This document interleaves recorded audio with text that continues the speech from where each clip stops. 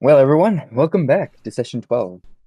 After completing the 11th session, we ended off inside a birdhouse that ended up being a witch's hut, enchanted and well hidden. And you are now in the aftermath of the battle against three witches of various strengths and power.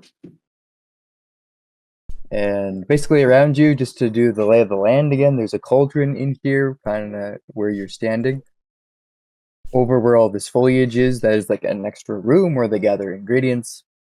And then there are other like various things like a desk or cabinet at the other end of the room.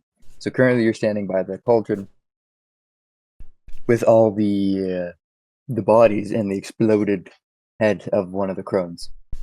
As Verdan Brit on the fire bolt last time.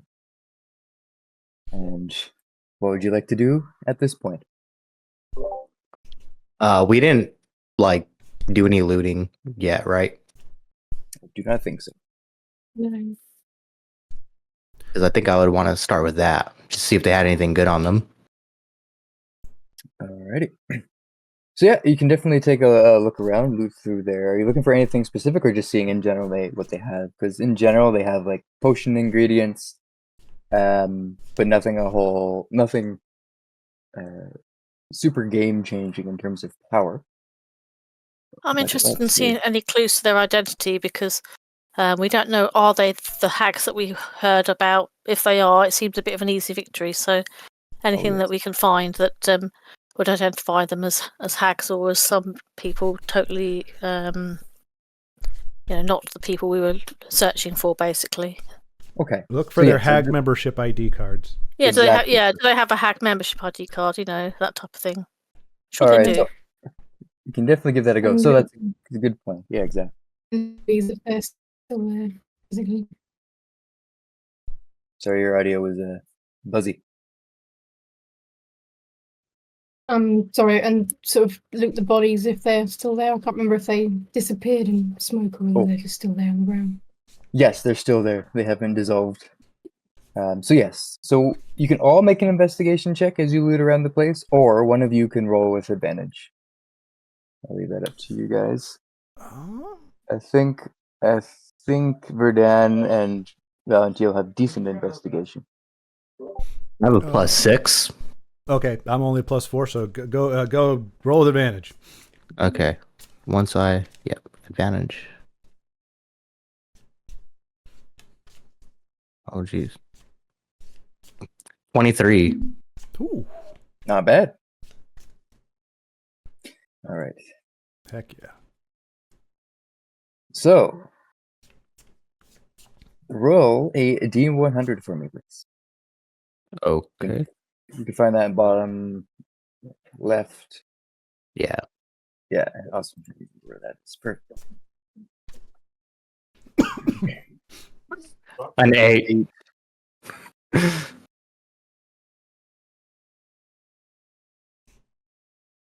All right. I don't like those nonverbals. Yeah.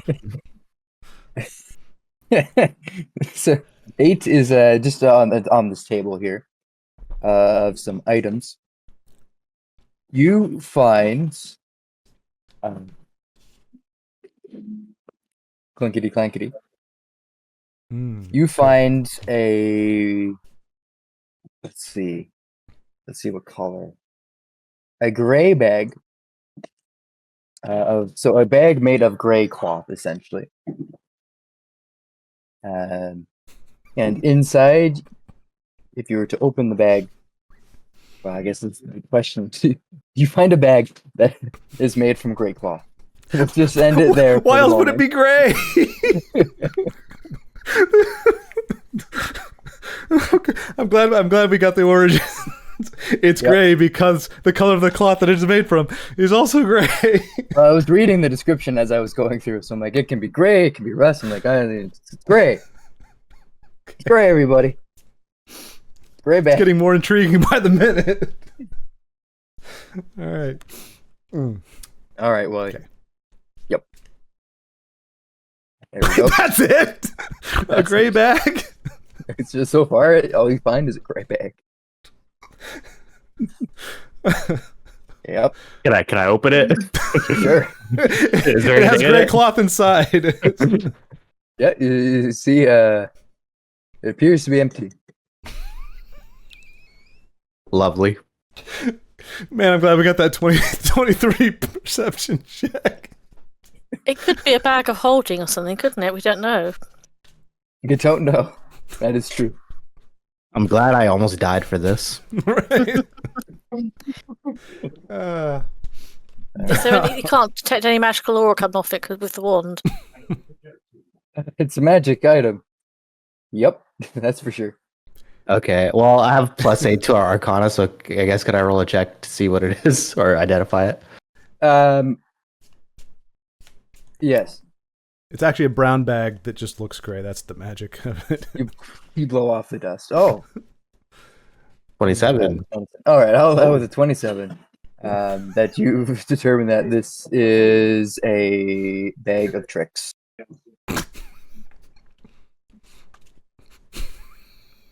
What does that do?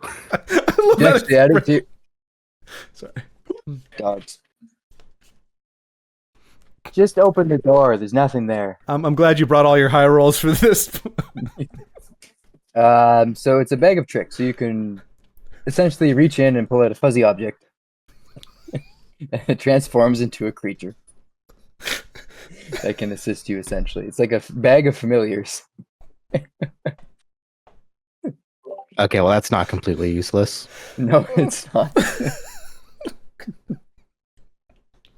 They emphasize fuzzy object. Transforms into creature you determine by rolling on the table. It's a gray bag because there's different creatures in the different colored bags. So it can assist you in combat as well, and there's some pretty good stuff. You can get anywhere from a weasel to a direwolf. Let's face it, we'll probably get the weasel, won't we? Knowing what our rolls are like. I think there's only 3 Making fuzzy me objects per day. Yep. So you can add a bag of tricks to your inventory. I believe they're called Poke from the land of Mon. There you go. I swear, if Verdan says, "Fuzzy Ball, I choose you." Oh, he will. He will. He will say, "I choose you." All right. So the crone having this on their person indicate that they are a powerful magic user, but you don't find anything that would associate them with being the hags. For the long and short of that, gray bag encounter. As it shall henceforth be known. And that's it? Everyone can roll a D100. Well, I guess the point is, like, it's going to be ancillary stuff. There's nothing quest related or, Nope. plot driven. But you can find some cool magic items. So yeah, everyone roll a D100. We'll get some random loot on the way. Except for Dan, you already got your gray bag of fuzzy things. Okay, then ignore 50? what I just rolled. Off to a bad start with 25. I must try and find these dice whenever we get a moment. And sorry, Kate, what was yours? I think I heard a team. 50. 50. 50. 50. Mm. Okay. All right. So since the other ones are here, 50. Let's see what do we got. I'm 5'1", so if you have to stay on the page or whatever, I guess. Yeah. So you find let's see here. What do they call this? Ooh, that's actually a thing. You find. Give me 2 seconds here. I'll get to that in a moment.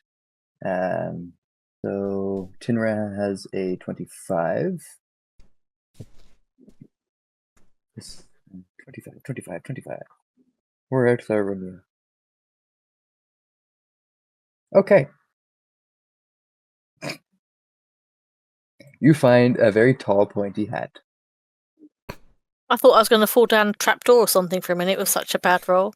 You know? It's just a loot table. There are no bad rolls, essentially. It's a pointy hat that says "I am a hag" on it, does it? No, it's we'll call it a witch's hat, but it's technically a hat of wizardry, magic Okay. item. It would look great on you. It'd probably mess up my hair, though, wouldn't it? Oh yes, you know Chinra loves her hair.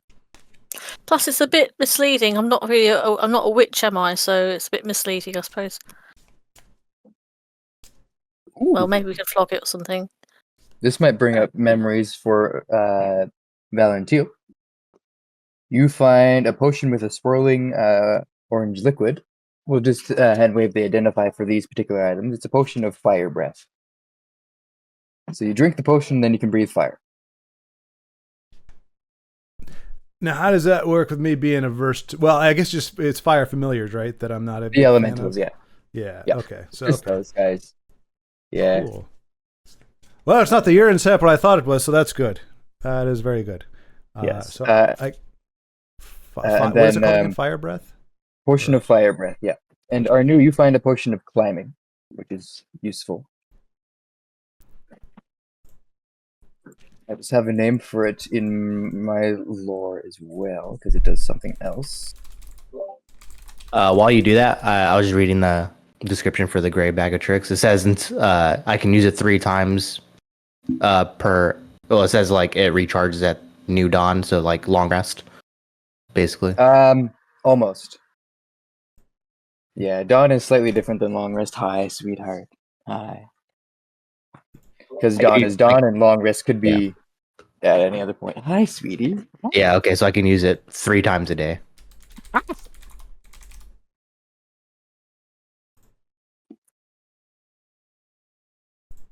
Silly girl. Yes, 3 times a day. You could use it in the last 30 seconds before dawn 3 times, and then you get all the charges back. Potion of climbing, which I also call camel. Because it also is a potion of essentially stamina. Because you have advantage on con checks for whatever the duration of the potion is. Oi! And it removes a level of exhaustion if you have one. So it's a potion of climbing plus these other things, which I will add as well to the description. Cool. I don't know what the pointy wizard hat does, though. That's I'll just put that in my backpack for now. requires Unless I attunement need to by go to a wizard. party or something. I might. If I could go to a party just disguised as a witch or something, maybe it might come in handy. You know. All right. Yeah, it's a potion of wizardry, but I'm going to change that and custom make it to a witch's hat. Because it's more apropos to this setting. Well, what color is it, and what color is the cloth it's made out of? Well, it is. It's funny you asked that question. Yeah, it's a gray cloth hat. Okay. Very fetching. Yeah, it kind of goes with everything. Yes, it's very great. All right. Are you playing with a random towel? Jeez, dogs. All right, well, that's fine. So you find a few items, not the hags. All right. Well, they didn't put up much of a fight as far as I can recall, so I wouldn't expect it to have been them anyway. Right. Anything else you'd like to do in this space, having looked around? Other various potion ingredients. So there's a couple poisons in here as well, which you can acquire if you'd like. I'm interested in. I mean, obviously they had like a hidey hole for themselves, and they were up to no good with the type of stuff they're brewing. But I'm interested. Are there any? If we look around, are there any books or maps or anything that might give a hint as to where they came from or what they were doing in the area? Yeah, we'll say with the investigation check earlier, you find in a drawer in one of the desks. Let's see, be a map or a journal. Let's see, 50-50. 50 is a map. 31. So you find a map. Essentially, it's as far as you can tell, based on what you've heard of the areas surrounding Ravenhorn, it appears to be the Hinterwoods, which is a large, vast, relatively unexplored forested region. like the hinterland. Except dark and creepy woods, with where apparently dryads are, as if you remember from earlier. Dryads are supposedly in the woods. AKA beautiful forest woman. Which Valentine jumped at. Hey! What? Get down. I mean, you're not wrong, but calling me out like that. That's fine. Just to bring back, any instance that would recall the information. Yeah, that's it. Triggers, memory triggers. That's it. I thought you were alluding to that creature that bewitched him a while back to make him fall in love with it. Well, yeah, The that one was, with that was, that was the the other teeth, thing. you know. Yeah. Here's a track record. And on this map of the Hinterwoods, you can basically see a general area. Go ahead and make on the map itself. See, this could be investigation or even nature would work at this point as well. Whoever's holding the map. If someone's pointing out things and trying to discern, you can roll with advantage, one of you guys. Nature or investigation. They would reveal different things. I'll try a nature check if someone wants to try an investigation one. All right. I guess I can do investigation. I mean, I have a +6. I don't know what your nature is. Well, 19. 19. Alrighty. 19's not bad. And then someone else can still roll the investigation too? Or is it like... If they wish. Sorry. So we'll go with the nature for the moment, but you're still welcome to investigate it if you wish. Okay. But we'll go with the 19. You can see that there seems to be actual combine that together. So you see that there on the map, there is a spread, with the 20. Actually, this is very close to the similar roll as well.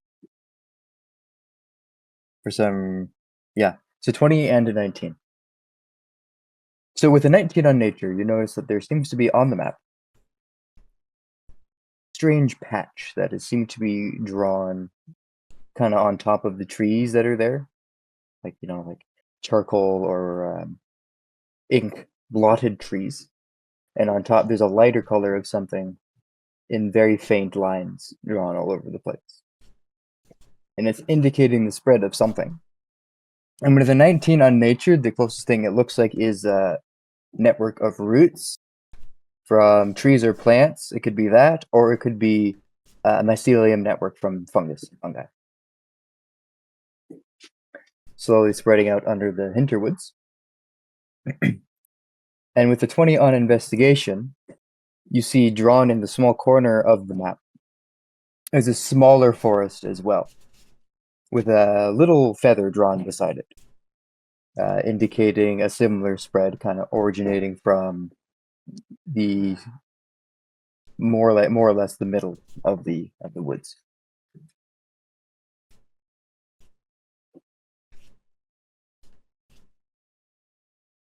And this smaller forested location is distinctly not within the Hinterwoods itself. It is marked as a different location with a feather drawn beside the wooded structures.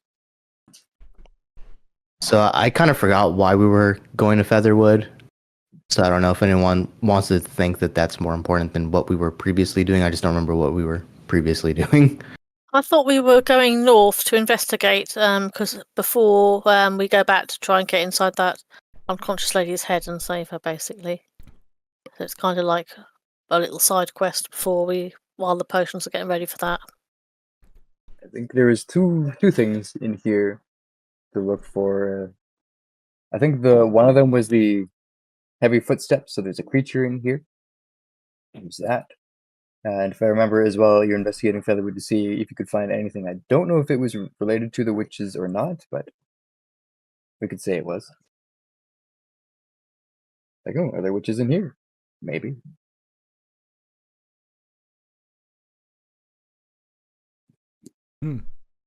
With 20 on investigation, you can see it indicates featherwood.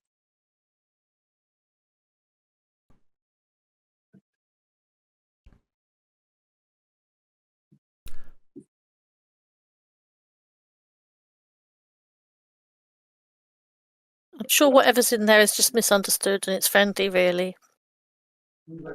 Always misunderstood. And History bears it out. You know, if everything is misunderstood, perhaps you just happen to be someone who misunderstands things. That could be the thing, which I believe is the case, considering how many things we understand very clearly. They're very, very, very well understood very shortly. maybe the Death Weaver's misunderstood. We should just go talk to Oh no, he stole hair. You can't steal hair, and Yeah, exactly. I've got a grudge against him, so nope. yeah. He messed up my hairstyle. It is quite askew. You should probably wear that hat, just because without that one hair, it looks pretty atrocious. I'm not gonna lie. a little. That one hair was doing a lot of work. All right. Well, so I didn't actually see how. Like, are we all, anybody teetering on death? Should we be taking a rest of some kind before we do anything and at least get that out of the way, or do we not need to do that? Tenra did heal you and me because we were like on the brink of death. But I was gonna say I literally only have a level 1 spell slot, so I think I can only restore a spell slot if we do a short rest, right? Is that? I know long rest. Well, long rest, does that give you everything back? Short rest. Let's see. You can do arcane recovery during a short rest. Yes, as wizards, to recover up to level 2. So 1 level 2. I think it says it might increase as your level goes up, but I think right now it's level 2. So or 2 level 1. Yeah, I could do it with a decent rest anyway, because I don't have much in the way of healing spells left. All right. Well, as you prepare to rest, after investigated, the door that goes into the terrarium, essentially, in that area, opens up. And you see an old man wander through. Does anyone have the potions ready? Oh my! He sees you guys, surveys the area, and the bodies lying on the floor. Oh, that's my wife. You killed her. No, no, dear, it's me. I have shapeshifted. You remember I used to do this all the time. I used to take on the embodiment of hot dwarf elf people. Those are imposters. We're fine. As you explain yourself, you can see the figure's face as they both start to cry and then laugh maniacally. You can see that the skin turns from fair to foul. As green, wrinkly, hanging off the skin. Hello, sweetheart. Hi, yes, hello. The eyes turn cloudy, lifeless, and white. The hair, short and white, now extends all the way down to her ankles. Very fetching. And you see the fingernails elongate and grow as she kind of leaves them in this position down by her waist. And she looks at you, and you can see quite clearly this is a green hag. Right. Couldn't even die in any kind of taste. Never mind then. Yeah, we could. This was your wife. How hard up were you for some love, my friend? If this green skinned creature is who you've taken as your wife. My dearies. I guess she's southern now. That's fine. They all go southern at some point. It's inevitable. They migrate south.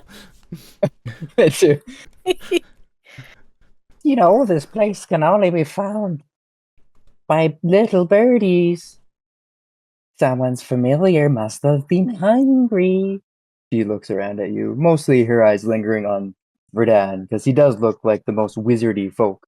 We have Tinra, a tall, fair maiden who looked like she could be a companion from Skyrim. Well, she's wearing her hat. That would pull it off. No, it's in my backpack. Oh. Yeah. We have Arnu, who looks like she could be a character from Puss in Boots: The Last Wish. What a goated film that is. Indeed. And then we have Valentil, who is Gandalf's half brother. Emphasis on half. I'm not sure we interpret my appearance the same way, but sure. Okay, that's not canon, by the way. That's not canon. And then we have Verdun, who is wearing wizarding robes and holding a wizarding staff. What are you doing? Get down. Hey. Yeah. All right. She looks at you. So it seems like your conjured birds managed to find this place and point it out. That's right. My ravens, bless them. Bless them. Okay, They're hold still on. outside. I'm sorry. Point of clarification. So we had 3 dead bodies, right? Yep. And then an old guy comes out, and as he comes out, okay, so it wasn't. So that's who this voice is now. Is this? So it's actually a chick. So is another hag, maybe. Yeah. So the old man came through and shapeshifted into her true hag form. Okay, gotcha. Yeah, Dude, so looks they're like like a pretending lady. to be somebody else to begin with. Laughing Okay. as Valentil tries to hastily explain himself. No, we're fine. Nice try, by the way. Quite inventive. I'm just trying to ease an old man's pain, but apparently it's just. So wait, so are we just gonna kill her? So currently I'm in the going to go moment, for a whole person. just give it a moment to set the scene. But yeah, she just basically walked and laughed in your face, said little birdies must have found this place. And she stands there for just a moment, having just finished said that. And then she says, Come. I have something to discuss with you. Come. as she walks back into the terrarium, essentially. She just pulled a Yoda. Come. I've got her mates sitting out there waiting to attack us when we get through. Yeah, why are we... Why? Her confidence makes me think... Oh, gosh. Oh, okay, I'm not going... No, I'm not going anywhere near that. Y'all can go. That's unless she wants to shapeshift into something a little more attractive, I'm not going anywhere near that. No.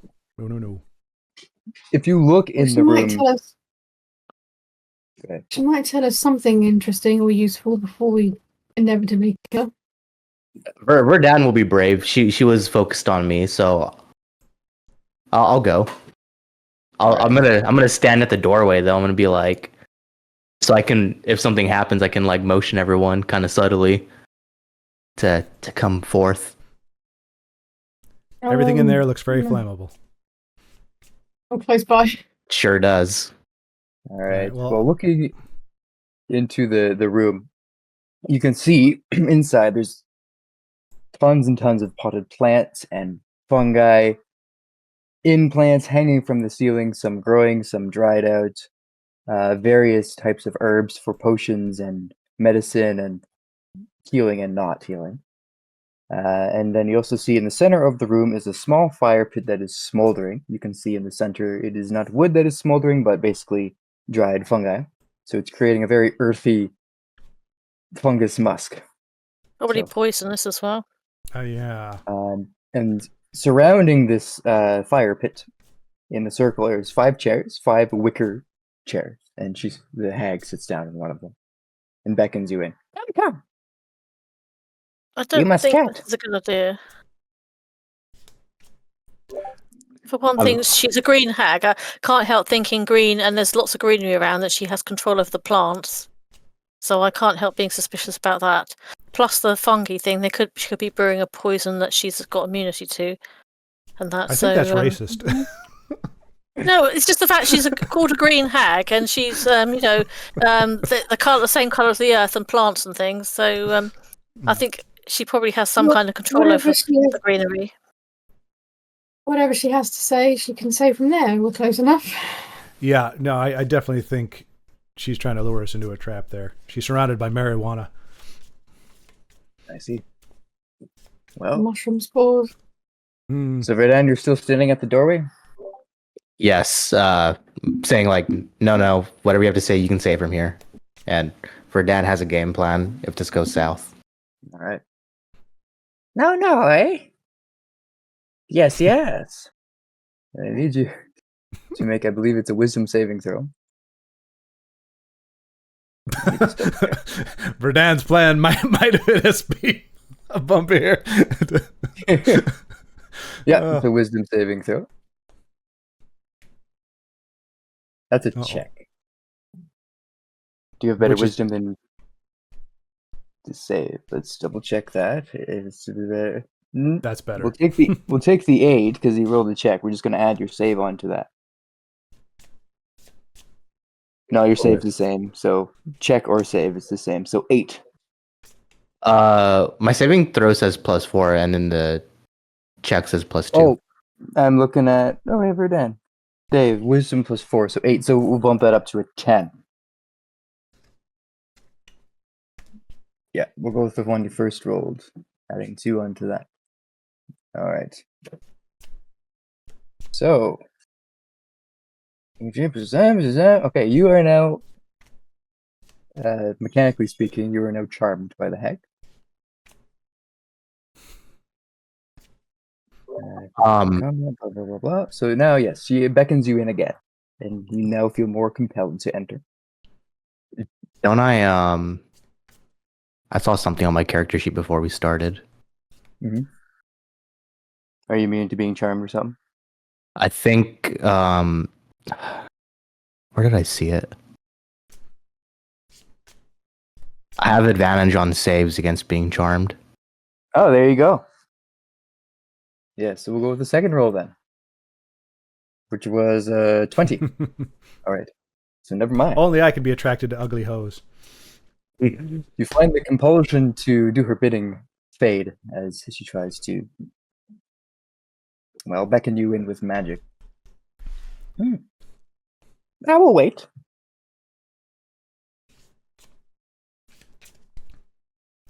Okay, she's Scorched making earth.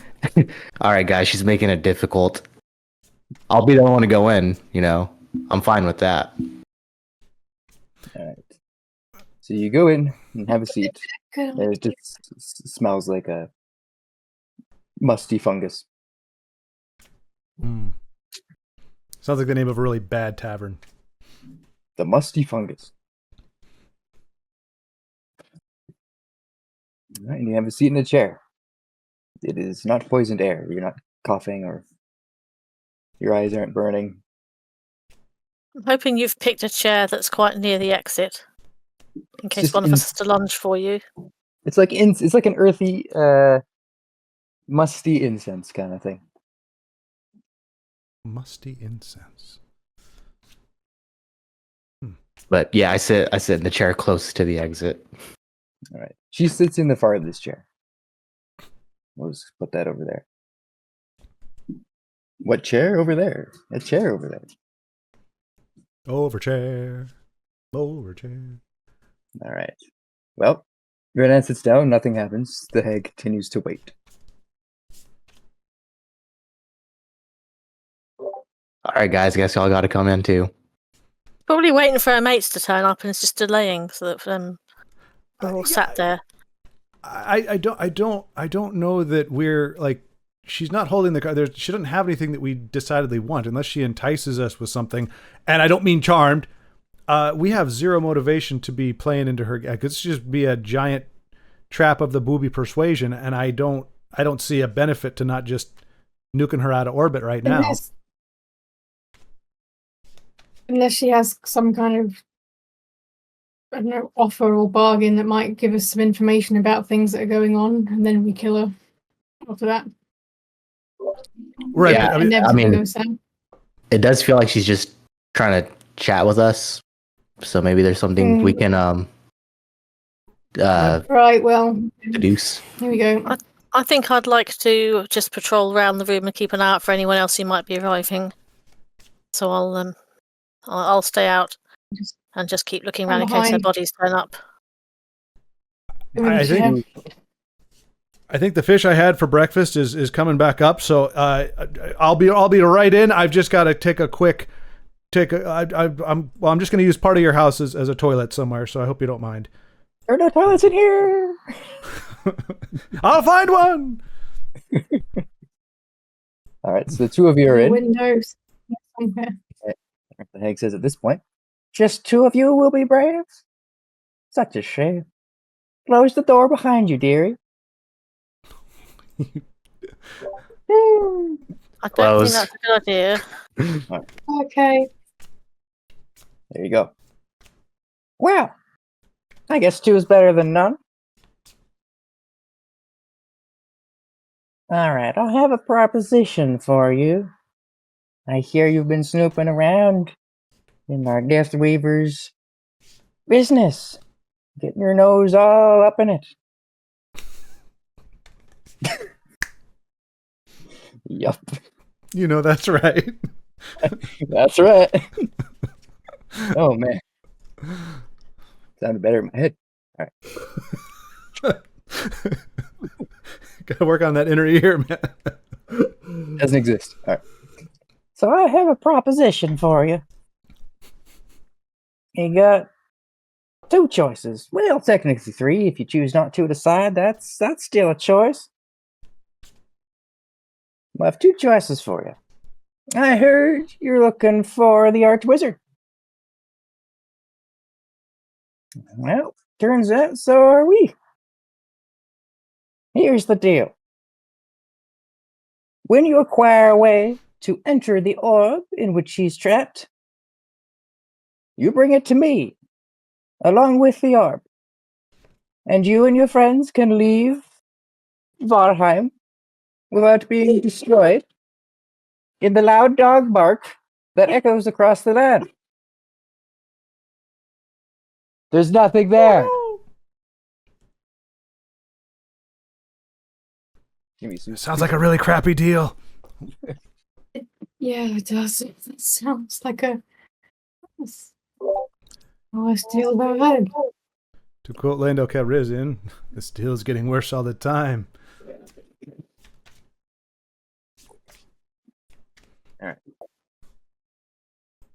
Why do you want the orb so bad?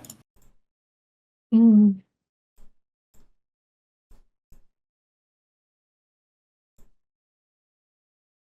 Oh, you're muted, which is counterproductive.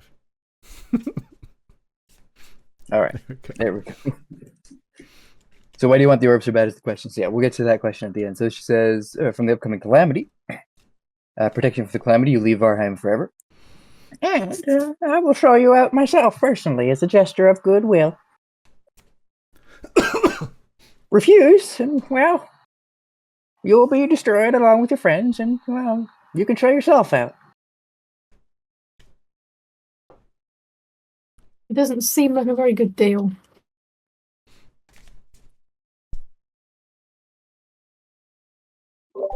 To be honest.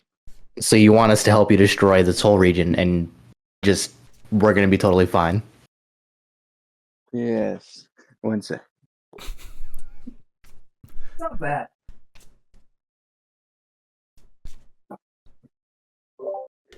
But while he's gone, my plan was to just scorch the room and bolt out and close the door. I was like, well, unless it's something diabolical, I'm pretty sure he's just gonna inflame everything. I'm glad I'm stood behind you. Yeah. Well, now you're both in the room, so that's Yeah. less If ideal. this goes south, that's the plan. Oh wait, he's Okay. back. Hey, No, this is my friend. Does your friend have a southern accent too? Well, howdy ho! Well, hi. I do declare. I like brandy dripped over my medium rare steak. All right. Your what? Medium rare steak. Oh, it's a medium rare stick. I was like, what the heck is that? All right. I like my sticks medium rare to medium well. I like mine raw.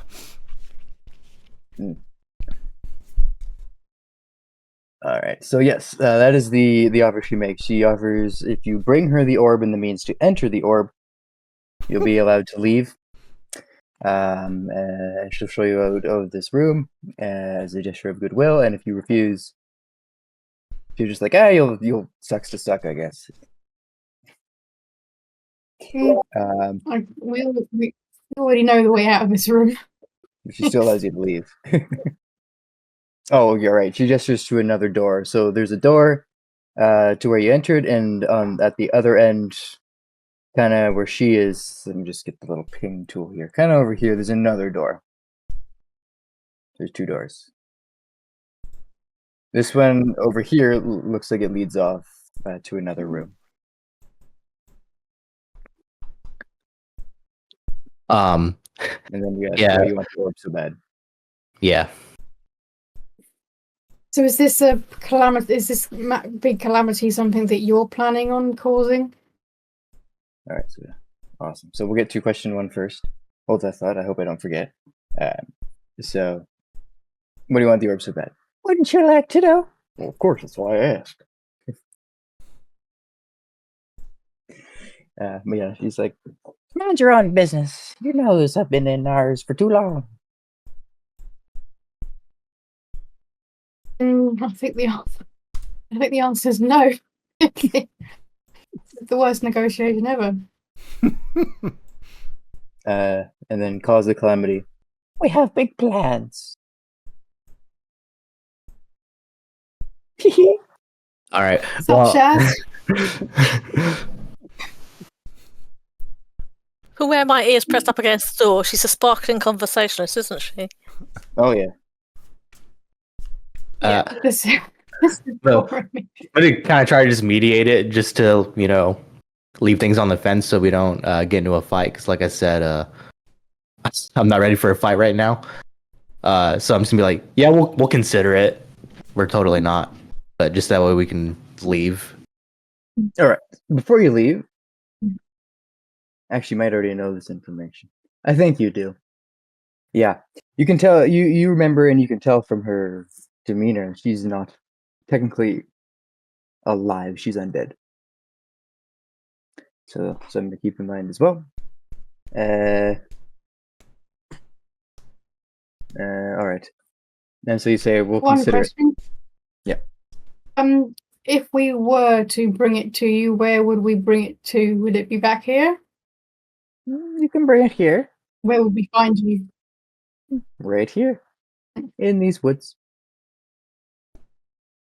You can also Okay. bring it to any one of my sisters, or the Death Weaver himself, if you feel so inclined. Where would we find your sisters? They'll reveal themselves in time. Ew. Not like that. Oh, okay. All right. Dangly old It's Peggy. very Bits. Sorry.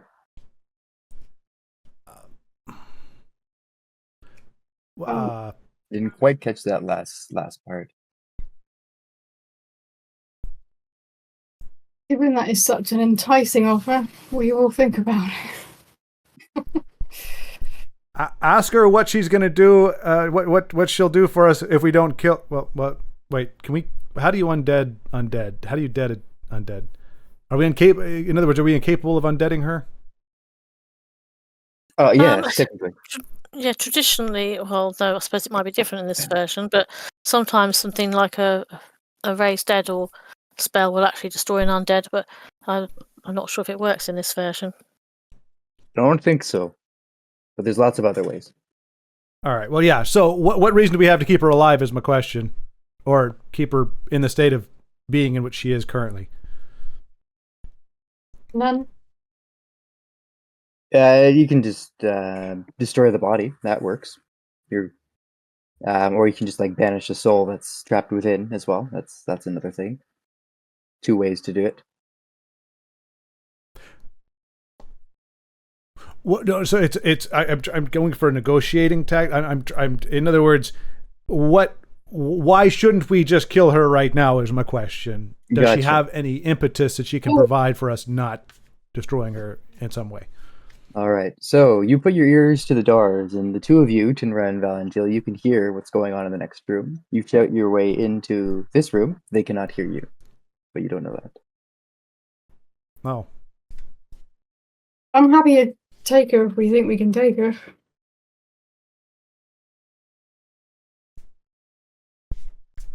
So can I Well, open the door? Or Yes. oh. Okay, I open the door. Poke my head Huh? in. Come to join us, have you? Actually, I just was having a question for you. What impetus do we have for not just killing you outright right now? You could, Mm-hmm. but then I Yes. would know your answer. To the bargain. It would be a hard no, essentially.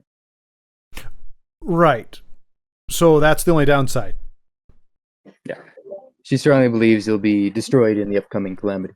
Basically, just the rot blood and the whole spread of that and that kind of stuff. Oh, okay, so fatalistic. Okay. We can live with that. There's some irony right there. She's betting we can't. Well, I mean, well, then the other question. Okay, head still through the door. Okay, so do we get any? I mean, aside from XP, which is not a thing as far as we know, is there any reason for us to waste time killing her? If she's not going to kill us, if we just leave, does it hurt us at all? I'm just trying to figure out, do we kill her now or not? We don't have any reason not to, but if she's not any harm to us, other than taking one more ugly thing out of the world, is there any point in us killing her? That would be up to you. I would just say- want to privately whisper to Valentine by dragging him out the door, out of earshot, that I seem to recall one of the rumours we had was that the Green Hag was leading the others. A witch's coven and a Green Hag as their leader was one of the. I think was it Bloder, or what was the conceited one who she said Yeah. had been investigating the Hinterwoods and discovered a witch's coven and a Green Hag as their leader. Yes. Because, you guys aren't the only ones who had witches sent after them, so witches were also sent after Bloda. But these aren't I mean- the witches, though, right? We established they were just garden variety. Yes, that could be the coven that the Green Hag was leading, is what I'm trying to say from what she'd told us before. So that kind of Killing her identifies would them. be. Killing her would probably be an escalation of things, but maybe now is the most opportune time to do it. I don't know. It depends. It'd end up being a lot harder the next time we come across her. That's what I was. That's what I was Yeah. gonna say. It's like the other ones would know okay, there's someone trying to stop us, and We I don't know actually that- know. She could be independent of the other Hag coven, couldn't she? Anyway, I mean, why else would she team up with these witches? All right, Marcia. So wait, are we saying that we don't want to kill her possibly because we don't want to tip our hand? I think that's my vote because I mean, kind of what then he said, yeah, she's leading this coven, but what if the other witches have their own covens? And they're just kind of teaming up. It could really screw us. We could have I don't know, more of them hunting us or something. Well, we already killed 3. I think our intentions are pretty clear here. We haven't really been very discreet about this, and our conversation here is going to be relayed by this creature in its entirety, and I'm pretty sure they're not dumb enough to think that we're allies. I'm not disagreeing necessarily. I'm just not sure that we're in a position where our allegiance is really in question, and they're like, oh, maybe these are actually people that really want to do stuff with us. They would know. Yeah, They've been spying on you. escalation does seem inevitable, one way or the other, at some point. This might be the easiest situation to take her out. Yeah, I think if we've already killed her, if she was leading these witches, I suppose. Ouch! For goodness sake, you're not a parrot. Ow! We could always Sorry. leave a note. We could always leave a note on her ashes saying, "We will consider your suggestion." Please stop clawing me. That's pretty badass, actually. I like that. Yeah. So it's like a threat, but give us more helpful answers in the future, please. And it could have the adverse effect too if we show that we've easily. Well, they don't know how easy it'll be. They don't know anything at this point. All they're going to see is a bunch of dead bodies, and so all they're going to know is, well, there's some badasses out there. I don't know if it would do more help or harm, honestly, if that would make them steer clear or if that would raise their ire. But I'm pretty sure 3 dead bodies are already going to piss them off anyway. Yeah, it it feels let's like just try and take her. inevitable at some point. Yeah, I think let's just try and take her now while she's on her own. Avoid it. And hope her mates don't turn up. All right. So, if we're gonna do this, this is what I want to do. All right. I need to look at my spells because again, I only have a level 1 spell slot left. All right. Well, while you were getting prepared, the door is now closed again. Correct. So the 2 of you are in there, and the other 2 are out there. She then reaches, stands up, walks over to a part of the room, and produces a small table. And places on that table 2 potions, a red one and a blue one. Oh gosh! And she says, To show you're committed to your choice, drink the red if you agree, or drink the blue if you refuse. Pick your poison, blood or bile. Choose a liquid. Choose a vial. Okay, I'm gonna whisper to Arnu and be like, "Hey, can you go get Valentil? Just leave the door open." Yeah, sure. Okay, yeah, opening the door. all right, you find the door does not open on this side. Oh, So Valentil was right, it seems. Well, you said it doesn't open from that side, right? Right, okay. Valentil. But they can hear. You said they could hear what's happening on the inside. Yeah, they can hear. They can't hear what's coming from outside, but they can hear what's coming inside. So I can like call them in and be like, "Hey guys, check this out," You could, yeah. and leave the door open. All right. So I step in and see, it looks like it swings out that I'm standing in a way that I'm in the doorway one way or the other. I'm not fully in, not fully out. open the door. But I'm out of the way so Tinra can come in if she has the inclination. I was going to ask actually, can we tell from the outside? Obviously, we were been in the outer room for a while. Could we tell there was another door leading into the where they have the green area, or is that other door hidden from where the room Tinra's in? You cannot see it from the other side. Okay, so it's well hidden then. Shoot. I mean, I know we're doing a lot of stuff here that the hag probably would notice, but like, can we test the wall? Like, okay, the door's doing some crazy things, and so before we get into it, I'm not entirely sure if we want to be, but I mean, could we just bust? Like, there looks like it's a wooden wall. Tinner, do you have any means to chip at or hack at or do something to make sure that we could just go through the wall if we needed to? You have a short sword. Huh? You have a short sword. Not going to do much against the wall. Yeah, it's not. I don't think I have much that's going to work against a wall, to be honest. Even Unless it's amazing. like some kind of. If it was a woven, very thin sort of wicker type wall, maybe, but it doesn't sound like it is. So we're gonna have to revisit our party constitution after this, because if we can get defeated by a friggin' wall, we're in some bad shape here, folks. Bad shape indeed. Well, you do have a mace, but it would still take a few cracks at it.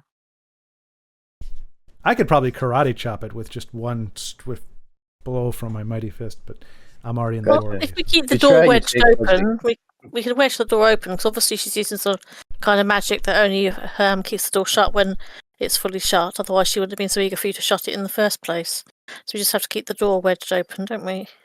Yeah, I was just curious, just seeing what other forms of egress we would have. But cool. Yeah. So. Well, I wanted to say let me and my friends here discuss it, and we can like kind of huddle up by the doorway. Okay. So yeah, I guess we've done that. Yeah, like that. Yeah. And then I'm like, all right, guys, this is the plan. I'm gonna set this room on fire. We're just gonna bolt if it goes that bad. It is quite flammable in here. Sounds like a plan. Are you sure you don't want to drink the blue potion?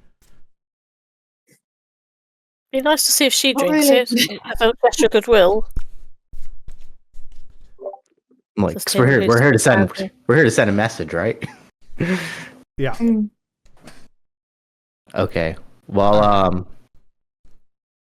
I guess I'll use my last spell slot to just. I'm gonna do Burning Hands, but I'm gonna angle it at her, but also like trying to burn as much of all this foliage as I can. For sure. It's a cone, 15 feet.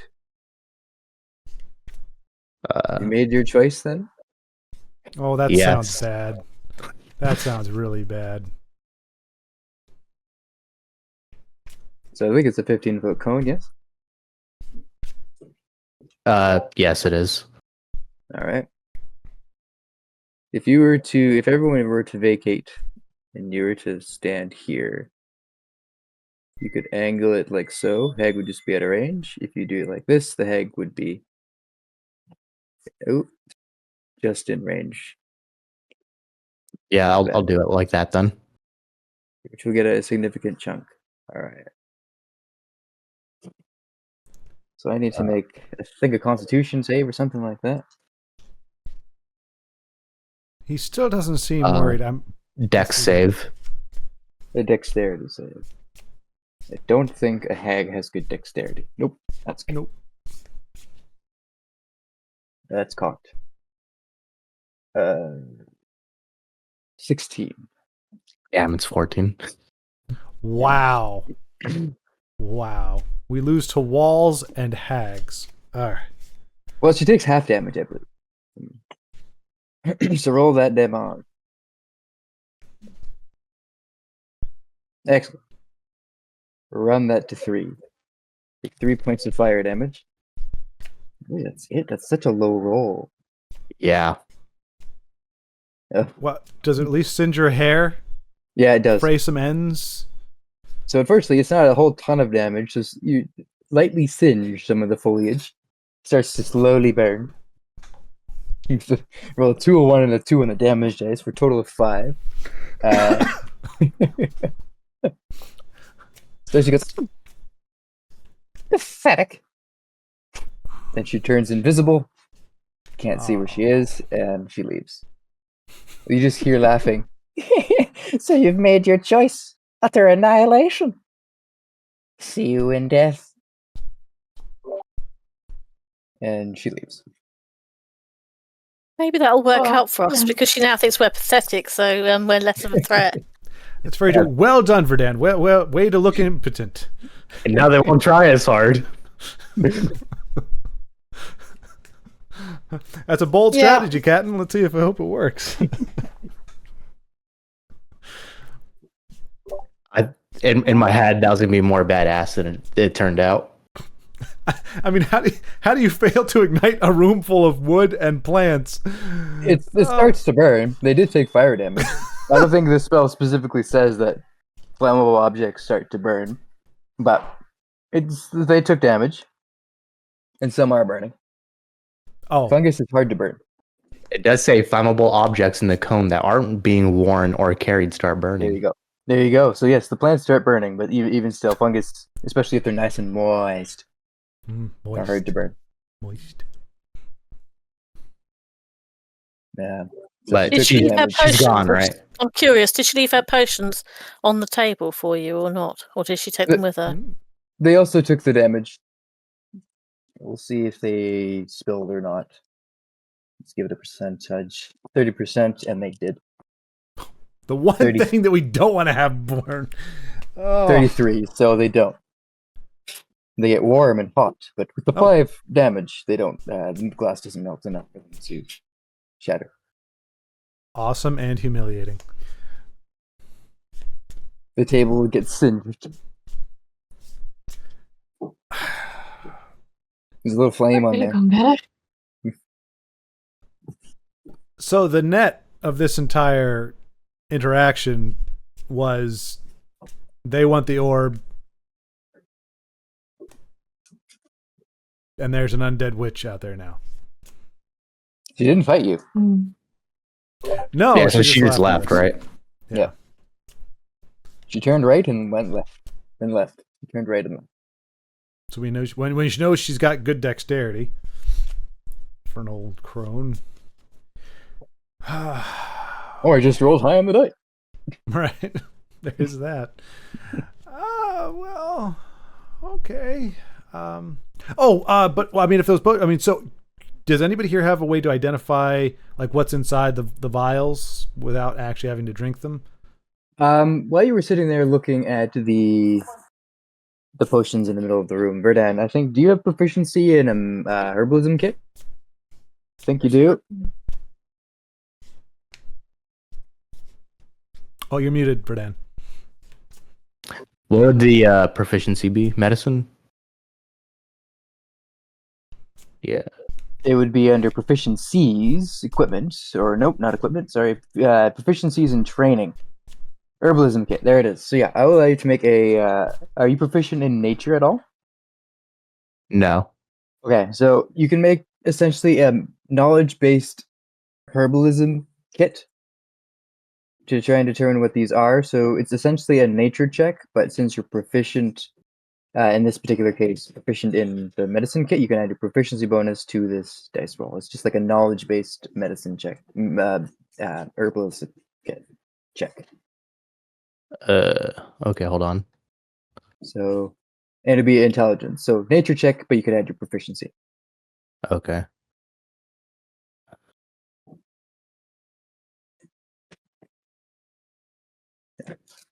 That?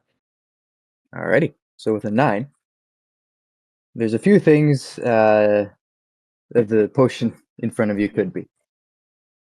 It could be a potion of healing. It could be a potion of poison that looks like a potion of healing, or it could be a completely different potion. That is neither of those two things. Got it. Although So with it a could 9, be anything. you're pretty confident it's not a healing potion.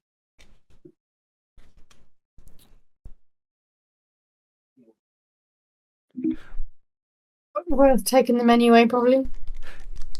Yeah, because I mean, it would kind of, if she didn't try to kill us, so the idea that it would be poison seems like it'd be kind of counterproductive or counterintuitive. If she genuinely wants us to bring the orb and she thought there was a chance we would, having you drink something that would be poisonous wouldn't be ideal. So I think at least taking them with us to figure out what they are would give us some indication. Maybe it's a forget me thing. Maybe it's a fall in love with me thing. Like we may be able to glean something from what the intended use would be. What was the red was for yes and blue is for no? Yeah. Okay. Because the red one may be some kind of enhancement.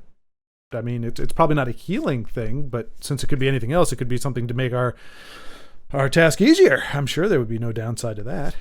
Yeah, especially if it's the yes option. Yeah.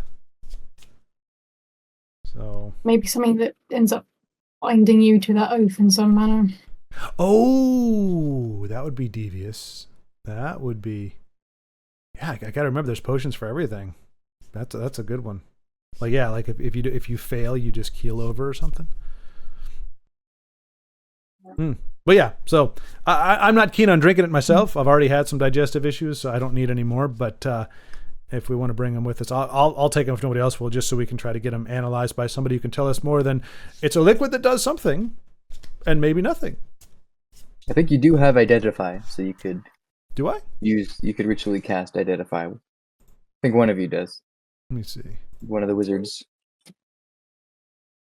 Yes, the birds are outside, Cedar. I don't. She loves birds. I do. Wait, it says as ritual.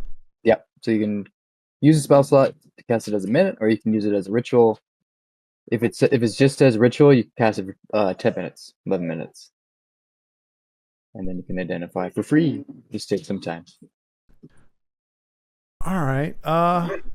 Okay, then yeah. I mean, we don't need to know it now. So can I cast it on both, or I cast it on one and then have to wait another 10 minutes to cast it on the other one? Technically, it's per item. Okay. All right. So I'll cast it on the red one first. Alrighty. Ritually. We'll say 20 minutes go by. I'm assuming you're outside of this room. Yep. Yeah. Yeah. All right. The door shuts behind you. And you, after about 20 minutes of just casting the two magics, the red potion, the potion of quote unquote blood. Basically, it functions like a necklace of adaptation. Basically, you have advantage on con saves against being poisoned for 24 hours. And the blue one is just basically a poison. Become poison for an hour. Oh, so it's not a kill you poison; it's a make you uncomfortable poison. Poison condition is you have disadvantage on attack rolls and ability checks. Oh. What? No. No.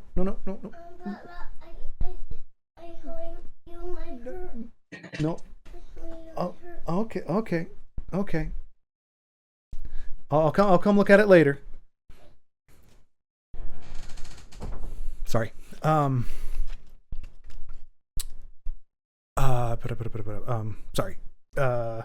Cool. Okay. So advantage against being poisoned and then poisoned. Okay. Well, there we go. Now we got some free stuff. Getting them warm doesn't screw with that, does it? They still work? I didn't screw something up. By accident. I gotta say, I'm kind of like a nerf. Every time I'm around, your pyro skills seem to fizzle. But hey, you can identify things. You identified some things today, my friend.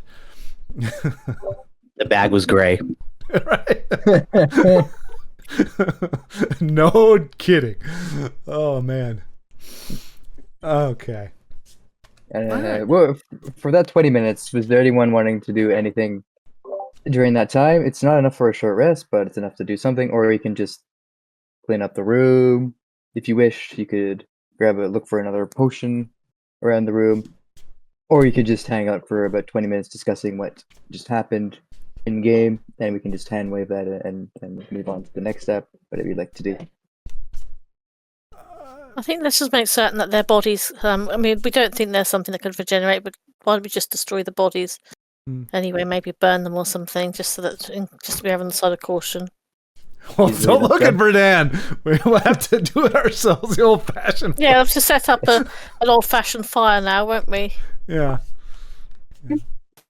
Unless we can fan the flames on the smouldering foliage, and therefore make a fire out of that. Well, I remember when we did the outside, I think I shot a firebolt at it, and it didn't burn from the outside. But could we just burn the whole thing from the inside? Just set fire to it and hop out? Just destroy this little area permanently so they can't use it in the future. Oh, yeah, right. You said we're shrunk right now. Is that right? Yeah, you're to scale with this house, so you theoretically could. Are we looking at? Is that a little like office room down the bottom, or does that not actually exist in the place we're in on the map? That doesn't exist. It's just the center room here. Yes, I removed the balcony.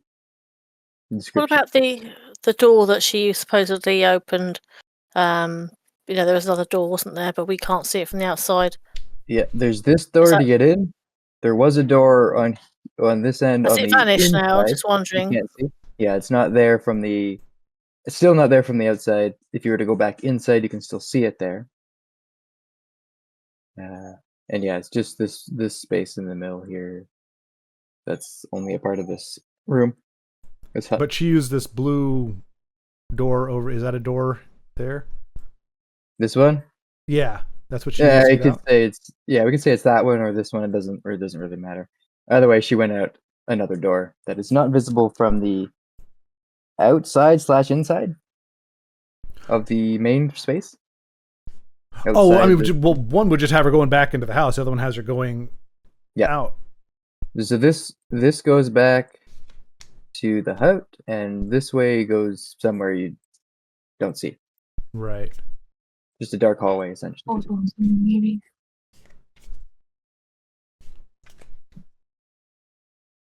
Well, I guess we can check that door out to see if we can interact with it at all. Just see where it leads. He said the door closed, though. I don't think we're going to be able to get back in. Oh, you can open this door. You can open this door from this side. You just remember you can't right. You just can't open it from this side. Right. Never mind. I have been paying attention. Okay, maybe Tinra keeps the door open that you both originally went through to sit down for. And if I stand in the doorway and keep my so that it can't shut, and then maybe one of you who actually saw her open another door goes over and investigates to see what's over there, because see if there's another hidden room or something. Yeah. I think you both have dark vision, so you can both go ahead and make a perception check.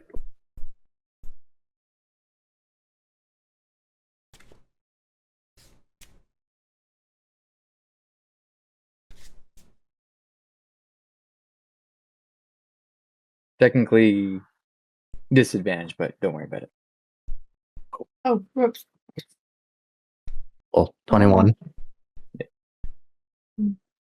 Yes, that's 3. We'll go with the first one. 25. Okay. Looking down this hall. Do you follow it all the way down, or do you just kind of peer down the hall and see what you can see in potentially a room down the end, or do you follow it down a little bit? I think for now I'm just gonna. I at least just want to look down to see if there's anything I can notice before walking down. All right. So,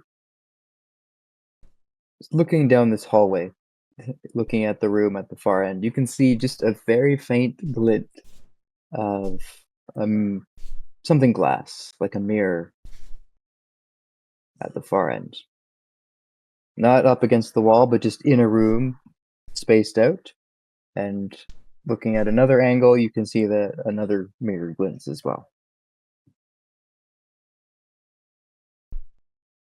Without going down the hall, this is only as much as you can see because of the narrowing of the hallway, obscuring the vision. But you don't see any sign of the hag or anything like that, but you do see the room at the end has a couple mirrors at least. We walk down just before the room just to see if we can see in it more. All right. I think one of us. I was gonna say I think one of us should stay at the door just in case it closes on that side too. All right. So our new creeps forward. You peek through the hallway, and you can see that there are many more mirrors in here. At least 12, maybe more. Mirrors scattered throughout this space. It is a large central room. And you can definitely see there is of course, an alchemy station, a cauldron in one of the corners. And then there's basically a rolled out carpet in the middle, going past all the mirrors in the center of the room. That then leads into another room. Seems like this is a hall or room of mirrors, all different sizes and shapes.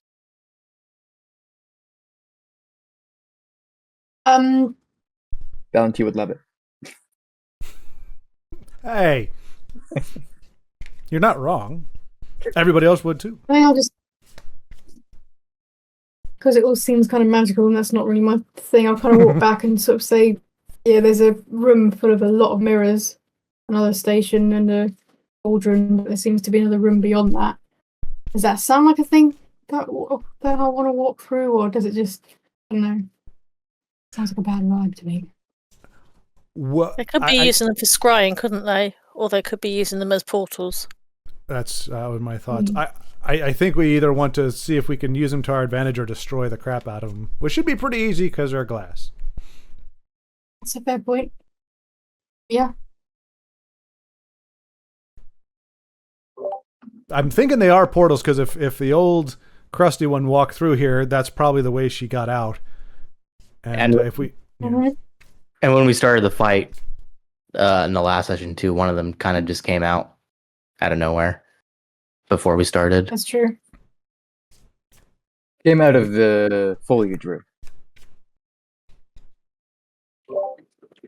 Right, which could have also come through the mirror. So we could be destroying Grand Central Station for these old hags, which makes my old heart beat with joy. Yeah, I Sounds think like a good idea then, yeah. yeah, I'm down to do that. Mm-hmm. All right. Let's try. If we're going to go in there, let's just make certain any other doors on the way to there are wedged open. If we have to use a book or something to wedge them, like a door manual sort of door stops, so we don't get shut in. Well, Or one Mhm.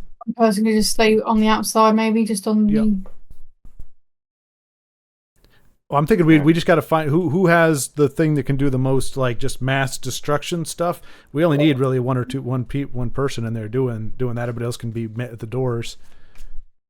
I really can't anymore because I don't have any spell slots.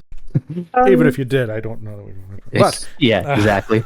So I guess Verdan can kind of stand outside and make sure the door doesn't close.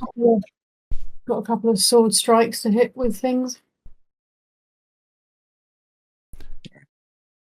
So just for my benefit, the plan is to leave someone at this door, the foliage door, someone at the other door into the hall, someone somewhere else, and then someone inside the room of mirrors to destroy the mirrors. Mhm. Question I have for you before you get started: are you sure you want to do this? That's not a nice question. I hate that question. I don't know. Do we? It could be a bluff. Look, anything worth doing is going to be hard, right? I understand these could be my last words, but I guess it depends. I mean, if somebody goes in there and it's a portal rather than just a mirror for scrying, it could be that they get sucked in. So we have to bear that in mind as well. Yeah, that was kind of my worry, is that maybe you can mirrors as things to also get trapped in as well as portals, maybe. But all right. So what about? Oh, go ahead. One person at each door and two people in the room potentially smashing mirrors. Maybe we could. I don't know. Well, Do DMs ever ask in a bluff way? I don't know. Yeah, but I'm curious as heck. What could possibly be? Well, I've got projectiles. I don't know how it works if I'm not in combat. If we take a spell slot, but lightning missiles? They sound like they would do damage regardless. Anything that I shoot, would it do damage to inanimate objects? Yes.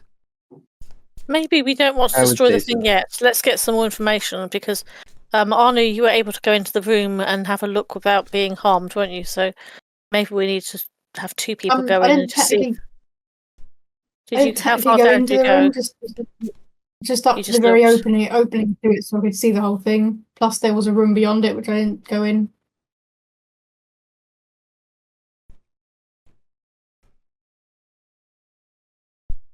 Maybe we just try breaking one mirror and see what happens. Like get a big rock or something. Get something that should be able to break a mirror.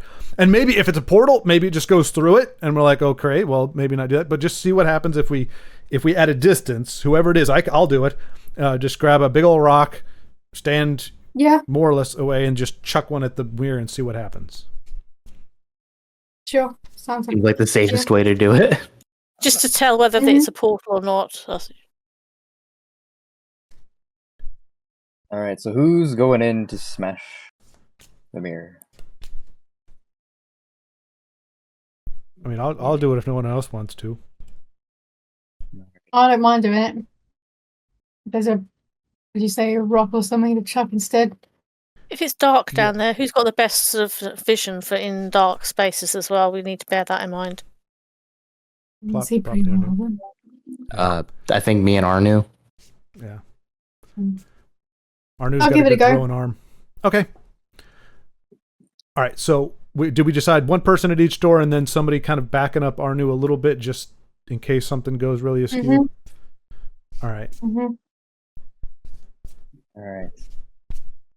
So you make your way down the hall into the room. Something heavy. I guess you choose the closest mirror to you. Yeah, go ahead and using your sword, or using the blunt part of your sword. No, projectile. We don't want to be up You're on using the the mirror. projectile. Okay, Yeah. so you're using your magic missile then, Oh, well, or yeah. or something. Well, you kind of said like like a rock or something. So is there like anything around the place that's There's a hefty but can the just cauldron. there's a ladle in the cauldron.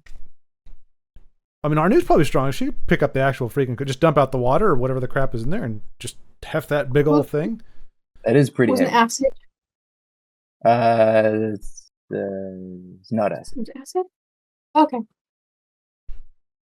Oh yeah, Split I'm cheese. surprisingly weak.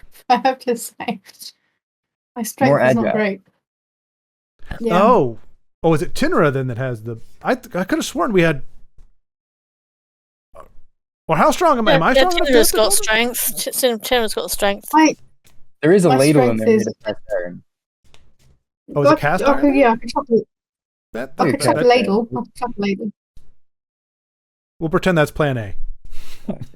Yeah, Yeah. chop a ladle. All right. You can also find. Let's see. There is some type of stone in there you can find. Right, yeah, chop that. All right. So make an attack roll. If we can't Oh, beat a it's mirror, Or just roll damage. You're gonna hit it. Pretty low AC.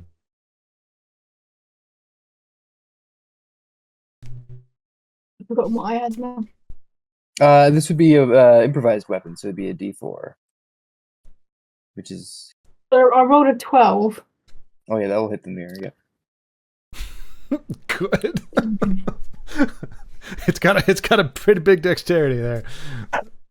I rolled a 4 damage for it, so 4 plus your dexterity,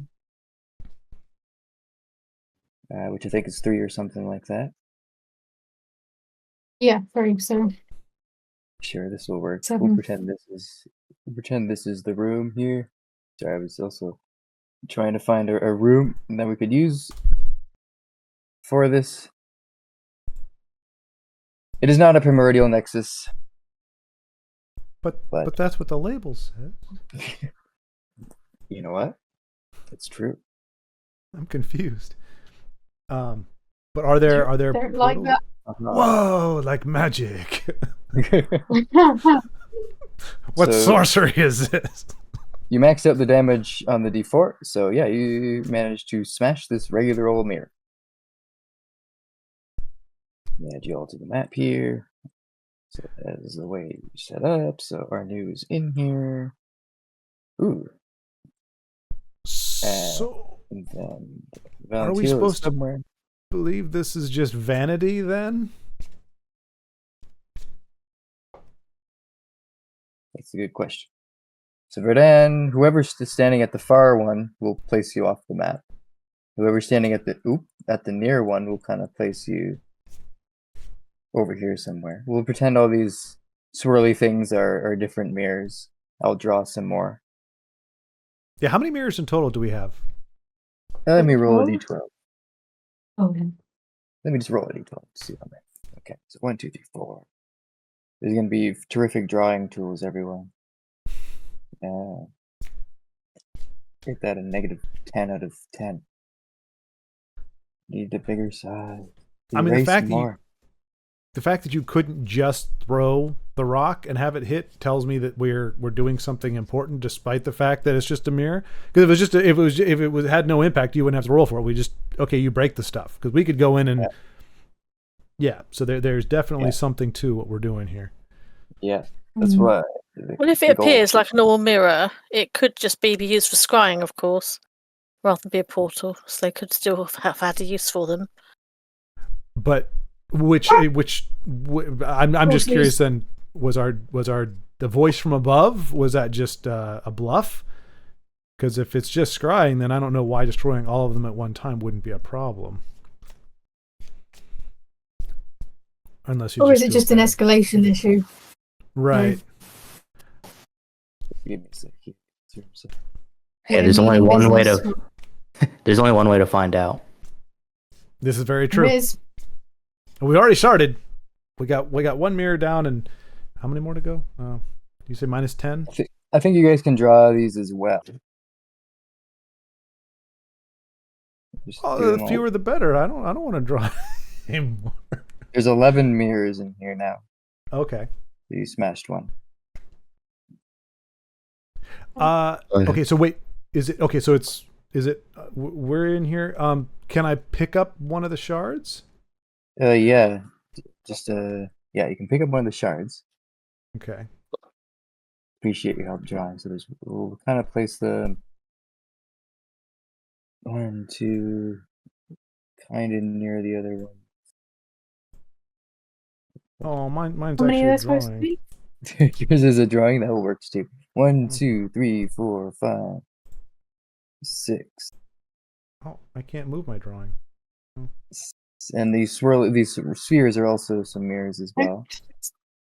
I don't know what that was. 1, 2, 3, 4, 5, 6, 7, 8, 9, 10. There's one more mirror. I'll draw one. Yeah, we'll draw one. Oh, there we go. There we go. Oh, I don't feel so bad about mine now. This is why I resorted to actual squares. Yeah, you guys could have done the shape overlay. I didn't know how to do. I just tried to do the draw tool. Oh, I see, overlays. Oh, there you go. The more you know. Oh yeah, there it is. 1, 2, 3, Yeah, well, mine 4, didn't use a 5, spell 6, slot. 7, 8, 9, 10.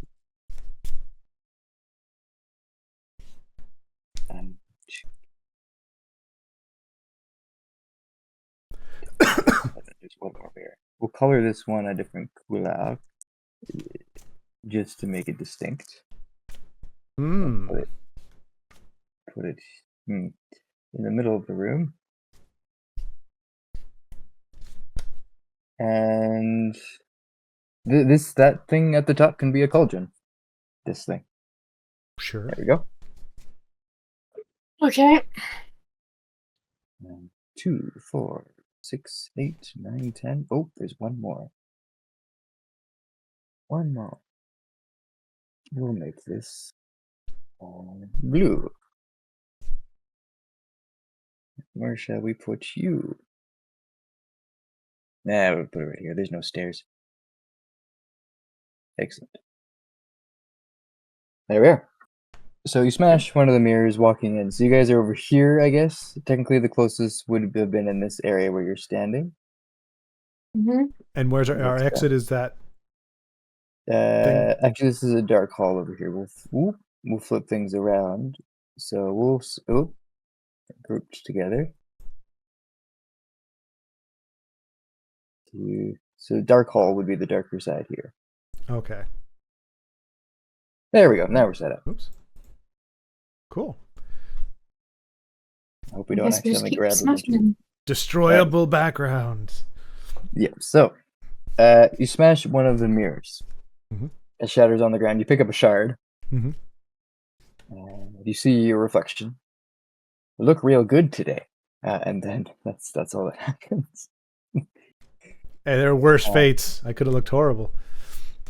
But then your reflection winks at you.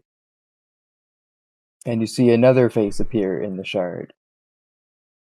And then apparating at the top of the room, at the other end of the room, rather, figure. Feeder.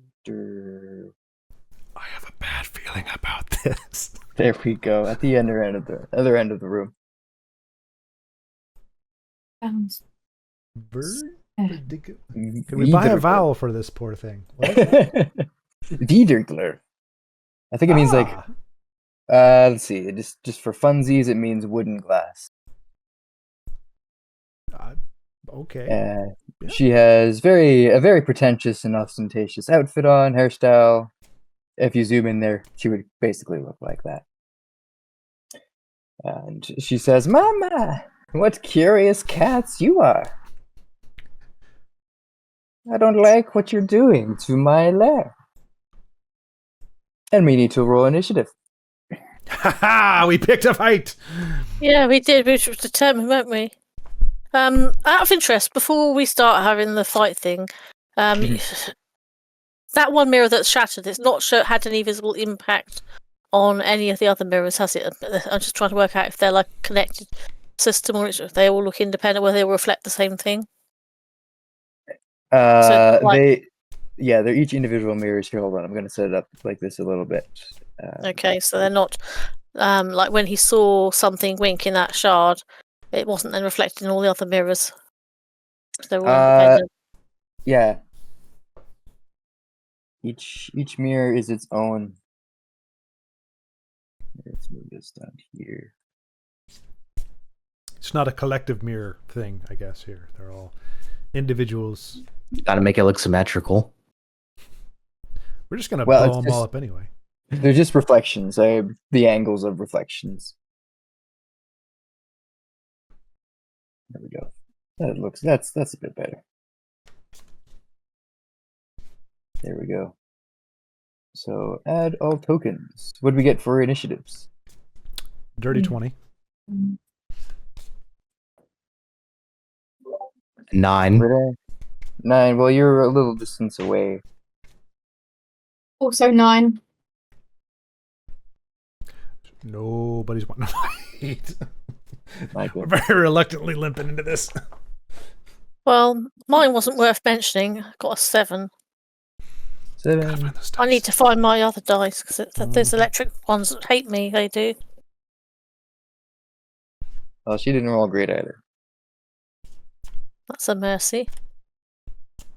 All right. Now, you don't like if you're not bound to this fight. Is what I'm trying to say. Saying we can run? Yeah, it's always an option. Saying we should run. I'm gonna say I'm getting the idea this is just a bad idea. I'd say we all just on our turns we just target a mirror and then bolt. All right. Might be wise. Glanfield, it is technically your turn though. At the top of the round, what would you like to do? You're in this hall of mirrors, essentially. Yeah. Oh boy. Okay, now. Ooh. Oh, and I didn't. So my stats where I'm at. Like I did not actually see that. So have I? In that fight, did you like cast my spells or anything? Like, I'm seeing 2 slots taken up from first level, 1 from second. Was that just from my last time, or was that actually? That was from the last encounter, yeah. Okay. All right. Yeah. Oh yeah, you took I will say you had enough time to use arcane recovery both of the wizards if you wanted to. There was enough time to do that. Which is what, even though you 1? didn't necessarily have a short rest, I'll allow you to do arcane recovery. It turns out you're still Okay. muted, so you can get up to a level 2 spell slot left if you wish. Okay. All right. I'll do that then. There we go. Yeah, I'm gonna get 2 level 1s. And while we get set up as well, Arnu, I need you to roll a D100, please. As you shattered a Gray mirror. bag, gray bag, gray bag. Oh. 10. Alrighty.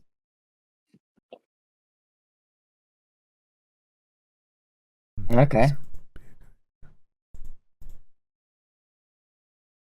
That's interesting.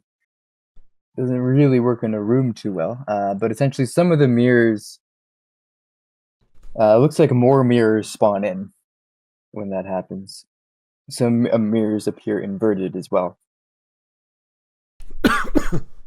Like your reflection is upside down.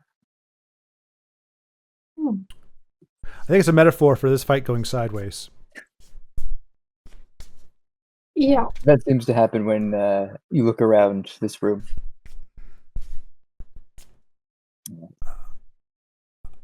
All right. Okay. So maybe smashing them didn't really help them that much. Yeah, if they just respawn, and this is a. You can tell they are illusions, these ones. Oh, okay. Oh, so okay. All right. So They're not here's real. if we're good with the hit and run thing. Eric, how would this be if I try to do like a lightning missile shoots level 2 shoots 4 of them? Can I target 4 mirrors with that and then skedaddle? All right, let's see what the spell actually says in this instance. Do la la la loo, boppity boppity boo. That's saying some weird things. Yeah, technically it says a creature. Okay. But if you want to manipulate the spell beyond what it can normally do, that would just be an ability check with your spellcasting ability. So a general intelligence check. General intelligence. That doesn't sound good. I don't think I'm. Oh no. Okay, I'm not too bad. All right. Yeah. I'll well. I mean, do we have a chance to confer? Like, or I mean, we have like 10 seconds or something like that. Like, I don't want to. In other words, I don't want to be attacking the mirrors and not her if we're want to dig our heels in and fight. That seems like a bad idea. But if we're kind of like everybody just wants to get some damage in if they can and then get out of here, then I'd like to go with that. Yeah, round is 6 seconds, so you have a few moments to decide. All right. Like Valentine would have a few moments to decide. So whatever you'd like to do, whatever would feel best in this moment. Stay and fight or hit and run? I think the hasty retreat because she's strong on her own territory. So I think we've established they're not portals; they're definitely physical mirrors, probably used for scrying. So I think we scarp her. Yeah. I think I agree. Okay. All right, cool. Then I'm just going to start moseying in my way towards the door and get off one shot of the missiles as projectiles towards the mirror. You're targeting each mirror? This would be an ability check. Or are you aiming it right at the witch at the end of the room? Oh no. No, I'm targeting the mirrors. All right. Four mirrors. So make an ability check. Okay. The DC will go up because you're doing 4 mirrors. So the DC, I'll just tell you the DC for this is 15. All right. Well, that is, and you said it's intelligence? Yeah. All right. So that's a 23. Okay. So yes, you managed to target 4 different mirrors. Boom, boom, boom, boom. Boom. Boom, boom, boom, boom, boom, boom. Yeah, there you go. Boom, boom, boom, boom. Nope, that would have been 5. I mean, I appreciate the bonus, but that's... Yeah. Okay. So you shatter 4 mirrors. Because they take force damage. And they're just mirrors. So you don't even need to roll damage for that. They're just going to automatically hit and destroy them. But I do need you to roll a d100 4 times.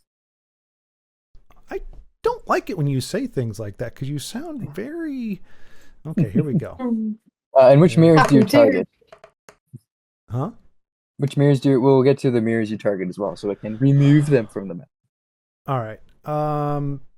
Red in the center. White and purple. So the furthest ones. Purple, and there's one more. Oh, right. I can count. I guess the green. All right. So yes, 4 different times with the D100. Oh, 4 different times. So I got a 33. Okay, so we'll resolve the 33 first. Okay. Yeah, give me a second here.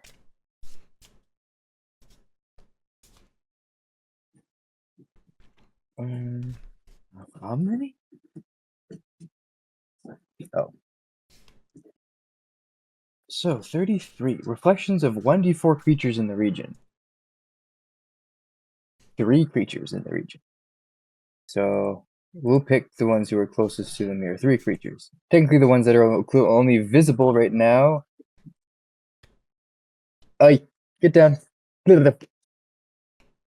So we're gonna color Vita purple, and her reflection will be the same color.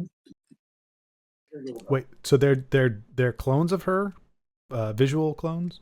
Yeah. So the reflections. Oh, I added one extra one. Dog hair in my mouth. Excuse me. So the blue one is close. So we'll do the 3 of you here. So Arnu, we're gonna color you green, and your reflection is green. I deleted Valentine. That's okay. I'll add him back. Rest in peace. I'm pretty sure that's a very, very harsh thing to do. But yeah. Play D&D, folks. Your DM will just nuke you out of existence. Oops. All right. So her reflection emerges from the black mirror. Green one from this mirror, and let's see the pink one. There's only one good-looking reflection in here. And I'm gonna color you. I'm laughing on the inside. No offense, Arnu. Sorry, I forgot it was you're the other. Two good reflections in here. That was not meant to be a slide. Yeah. I'm cutting it's red. It's that. Other one. Is it purple? Yes. Sorry, I just 1, 2, 3, 4. Perfect. I just had to put little skulls on them because I can make them vanish on my end, but I can still see them, whereas you can't. So I have to visually make them visually distinct. So reflections show up. The reflections of okay, they're 2-dimensional. Okay, so 33, 3 reflections show up. All right, next one. Okay.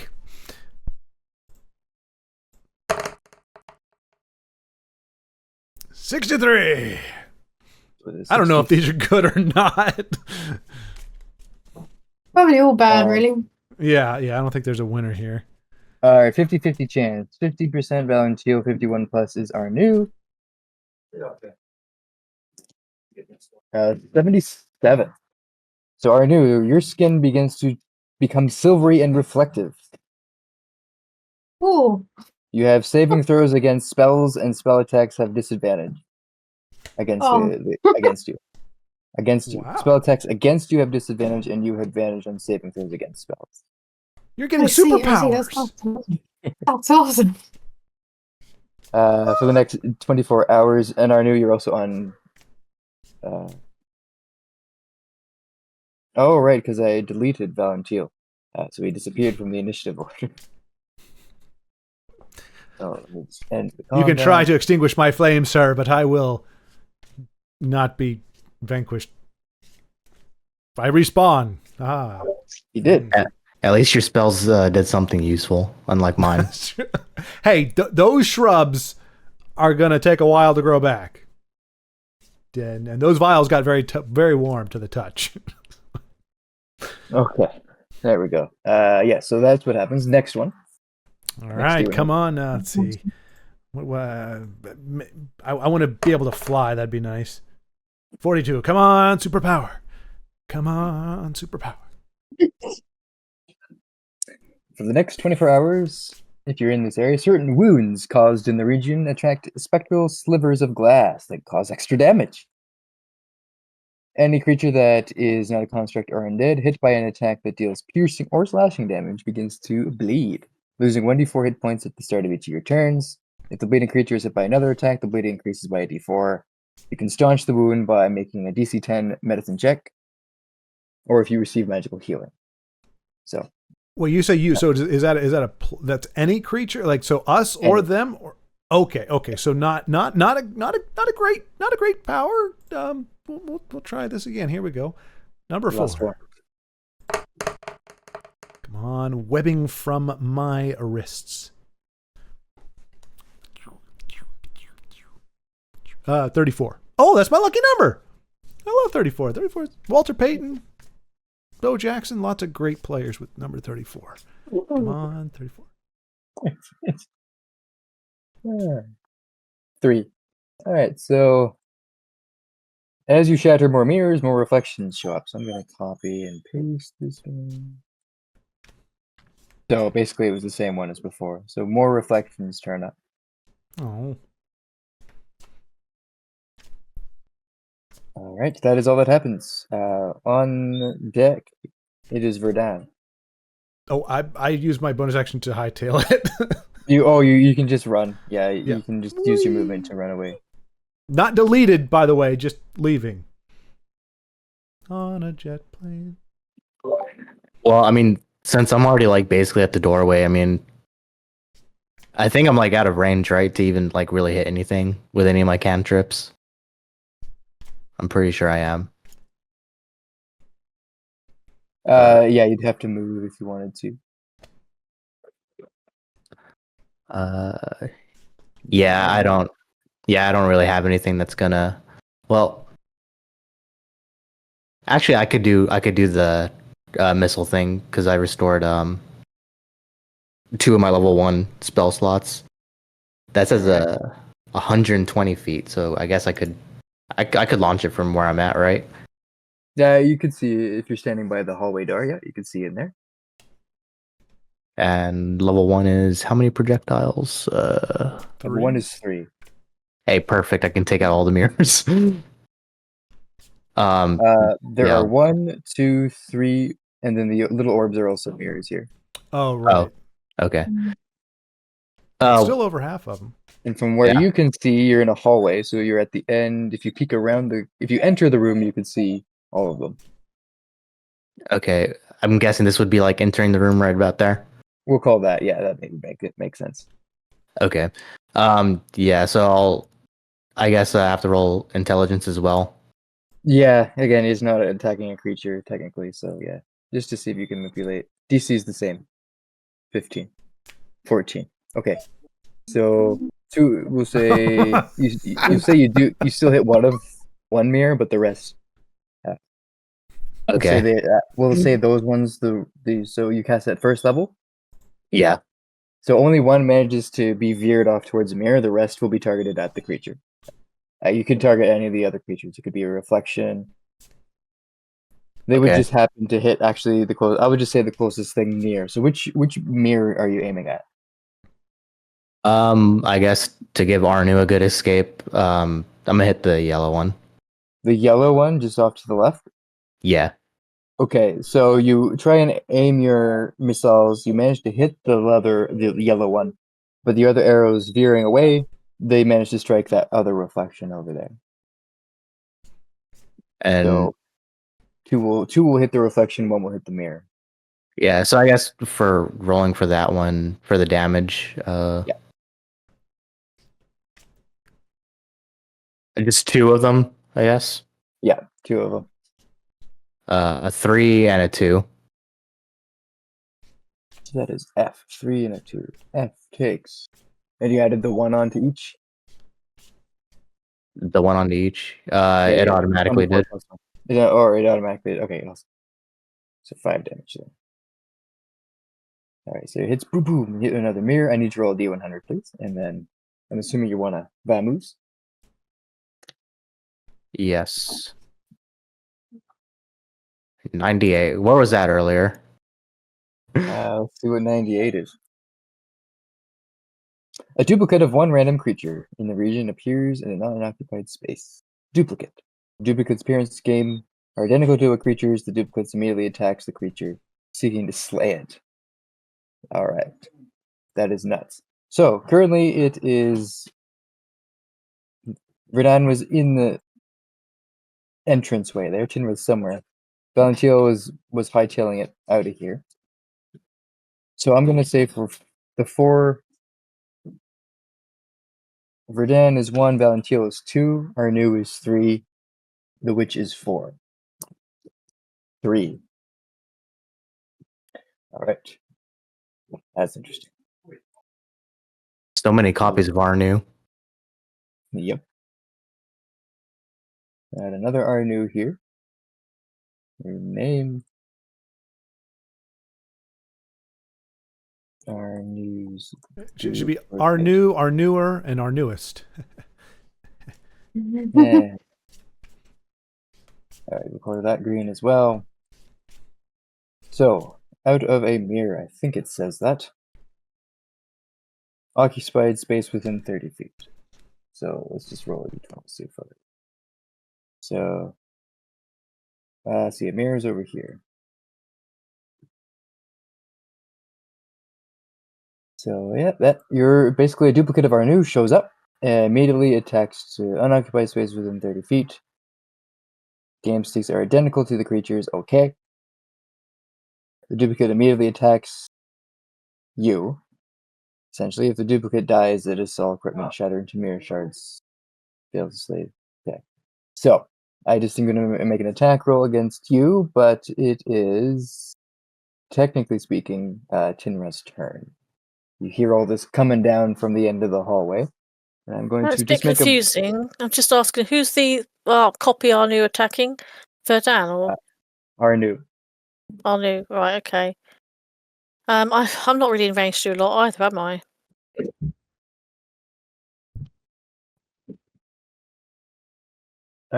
Yeah, you're at the end of the. Yeah, you're basically in the floor room holding the door open. Yeah, I don't really want to move from there in case the door shuts us in. So I don't really have any actions I can do at a distance. I don't think I've got many spells either. So I'll just keep the door open and tell them to get a move on. So it's going to be a 22 to hit our new. That's going to be 4 points of piercing damage as your duplicate shoots you with an arrow.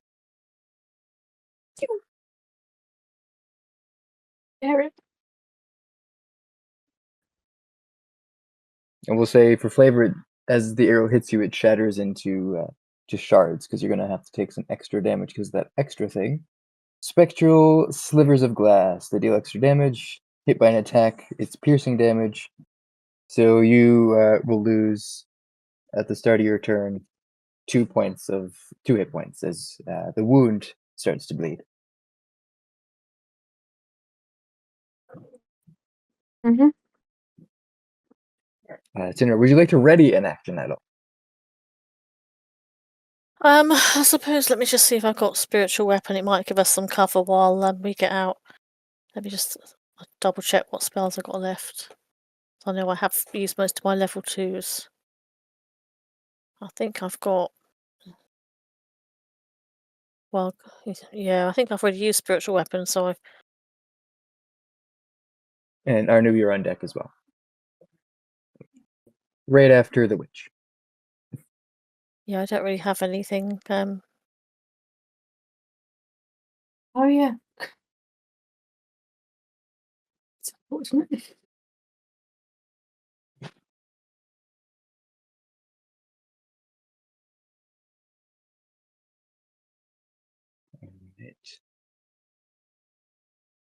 That's all right. So,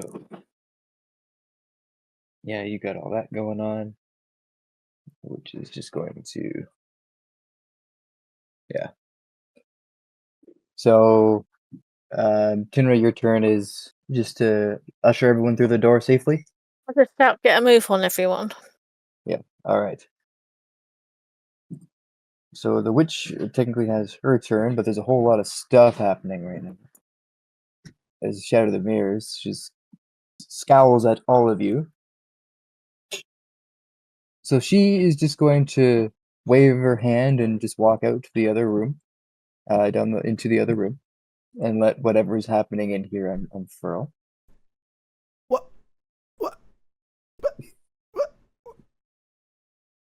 Can't be bothered. What? Yep, can't even be bothered.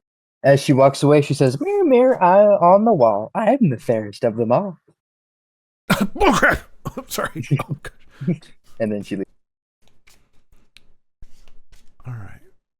There was my plan. So yeah, she just skips her turn, and Arnu, it's your turn. As all the other reflections start to run in.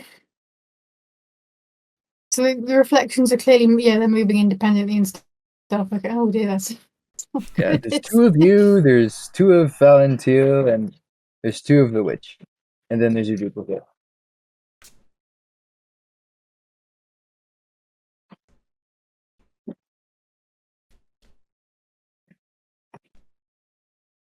Um,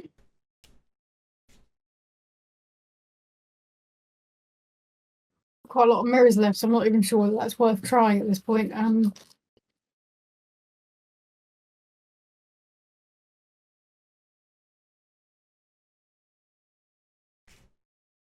We're trying to shoot one with an arrow, actually shatter it, or would that be less likely with an arrow?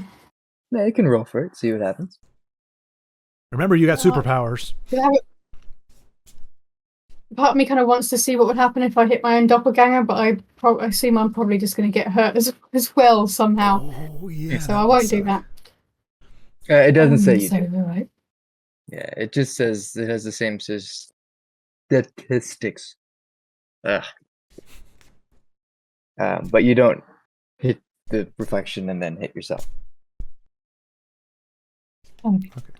Just its abilities. Well, I'll just go. I'll try for that pink mirror, and then immediately, and whether or not that works, just leg it afterwards. Alrighty. So yeah, be- this will just be a roll to hit the mirror. It's pretty low AC, but it is in combat, so it's going to get a little bit more hectic.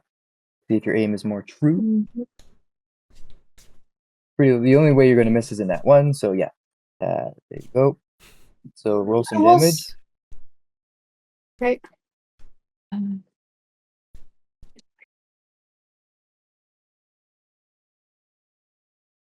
7. Yep, that's decent enough damage. We'll say that one shatters as well. Nice. And then proceeding to leg it after that. All right. Another mirror shatters. Would you like to roll a D100? I wouldn't like to, but I will. All right. 90. 90. The room explodes in a fiery ball of death.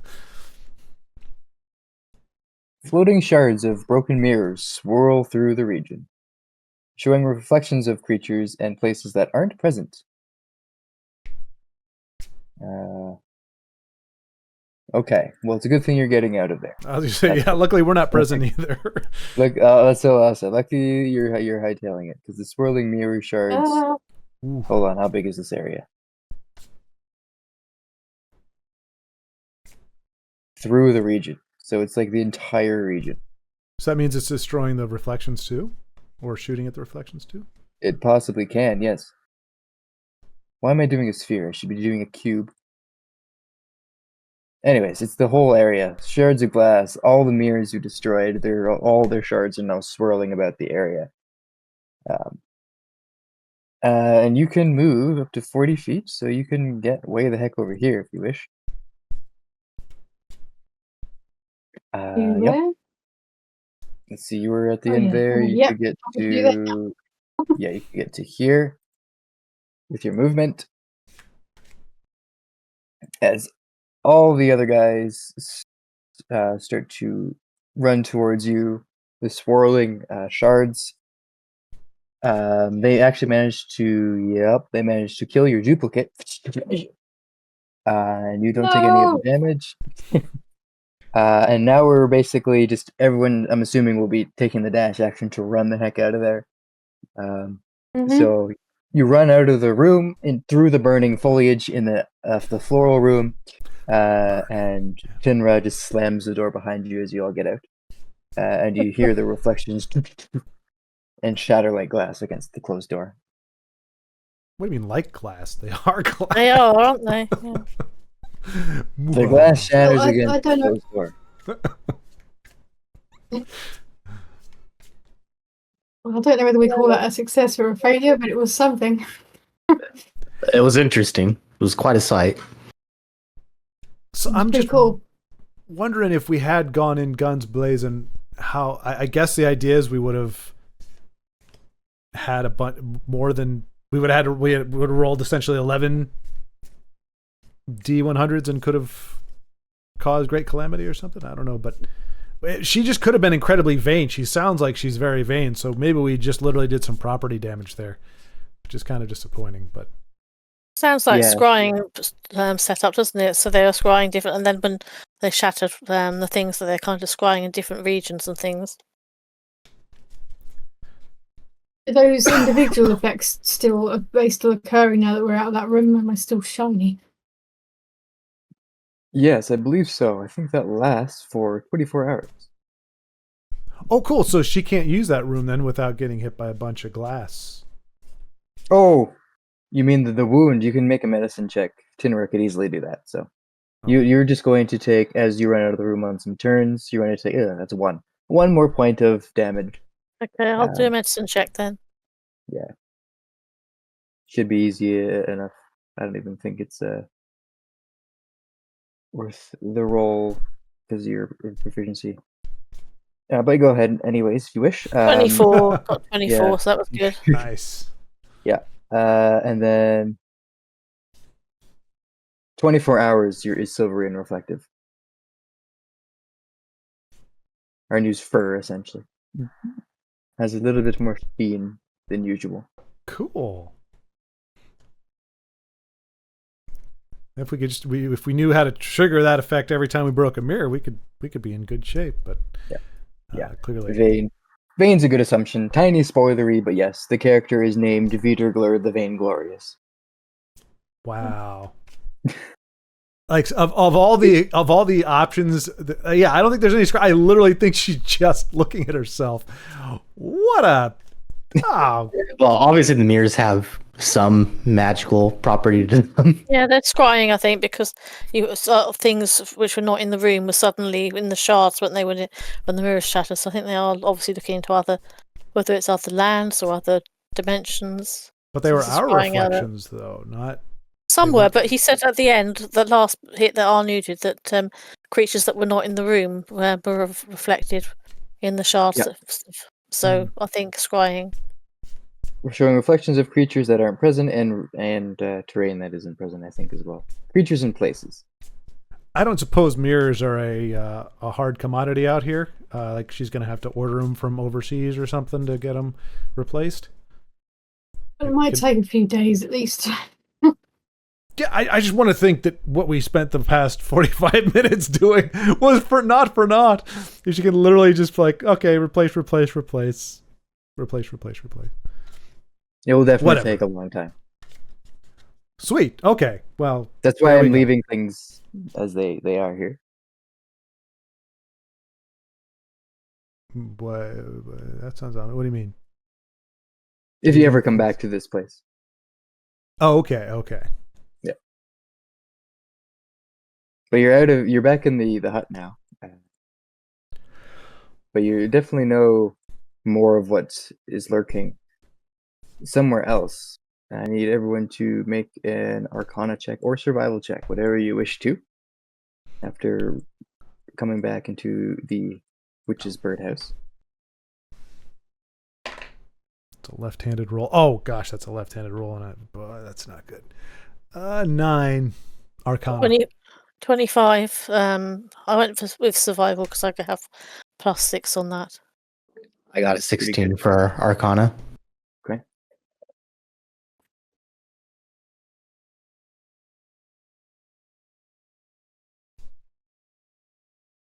All right.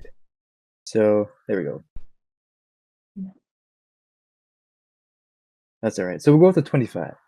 With the 25, you realize that as you were walking through the hallways into this other room, the room at the other end, these structures definitely were not part of the witch's hut here.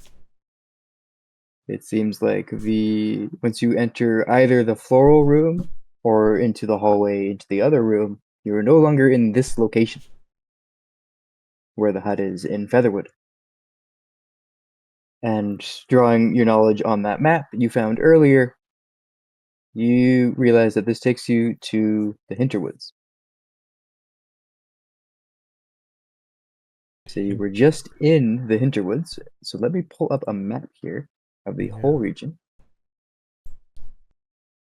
Hinterwoods.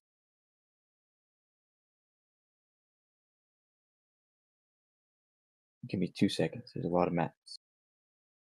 Raven. I'm guessing Arnu is going to pause for reflection right now while we wait. Pause. That's a very good. That's a nice double pun. That. Yeah, reflect on oneself. Yeah. How about some inspiration, eh? Oh, that's deserved. 5 points of moral damage there. The DM takes 5 points of brain rot damage. Right. All right. So here's the map here. You can see the Hinterwoods. So let me get that ping tool. You guys are over here. Mm-hmm. Hinterwoods. You were somewhere in here. Which is several days away. Well, okay. One more time the pings. I just wanted to make sure I had it all on the same. Where are we now? So you are in Featherwood. Okay. So yeah, there. And you were just moments ago all the way over here. So in theory, I'm not saying to do it now, but depending on where Vanessa or whatever the crap her name is, we could use this as kind of a teleport type thing. If there's a way to exit the structure we were in, we could in theory go through and run out a door on the other side and end up in Hinterwood if we needed to get there in a hurry for some reason. Mm-hmm. I know, like, when we got in here, it was like when we like touched or like, I don't know, got near it or something, we shrunk down into it. So like, would there be a way for us to just take the house with us? Ah. That's a good point. Oh, I could put it in my little pocket dimension thing. Yeah. Oh yes, your portable pocket. Yeah. A wondrous item, as it is called. Yeah. Yes. So let me get out of here back to the. Actually, we don't need to do the hut because I'm assuming you're going to be exiting the hut. Yeah, because I know you kind of described it as like a tree house because it was just sitting on the tree. So I was like, yeah, why couldn't we just take it off, put it somewhere where like we don't have to touch it necessarily? But yeah, and take it with us because basically we have like a way of teleporting there just in our pocket. If nothing else, I could put the pocket underneath and somebody could just detach it and it could just drop in. I would have to do the tricky thing is the hut may be an extra dimensional space. And if you put an extra dimensional space in another extra dimensional space. Great Scott!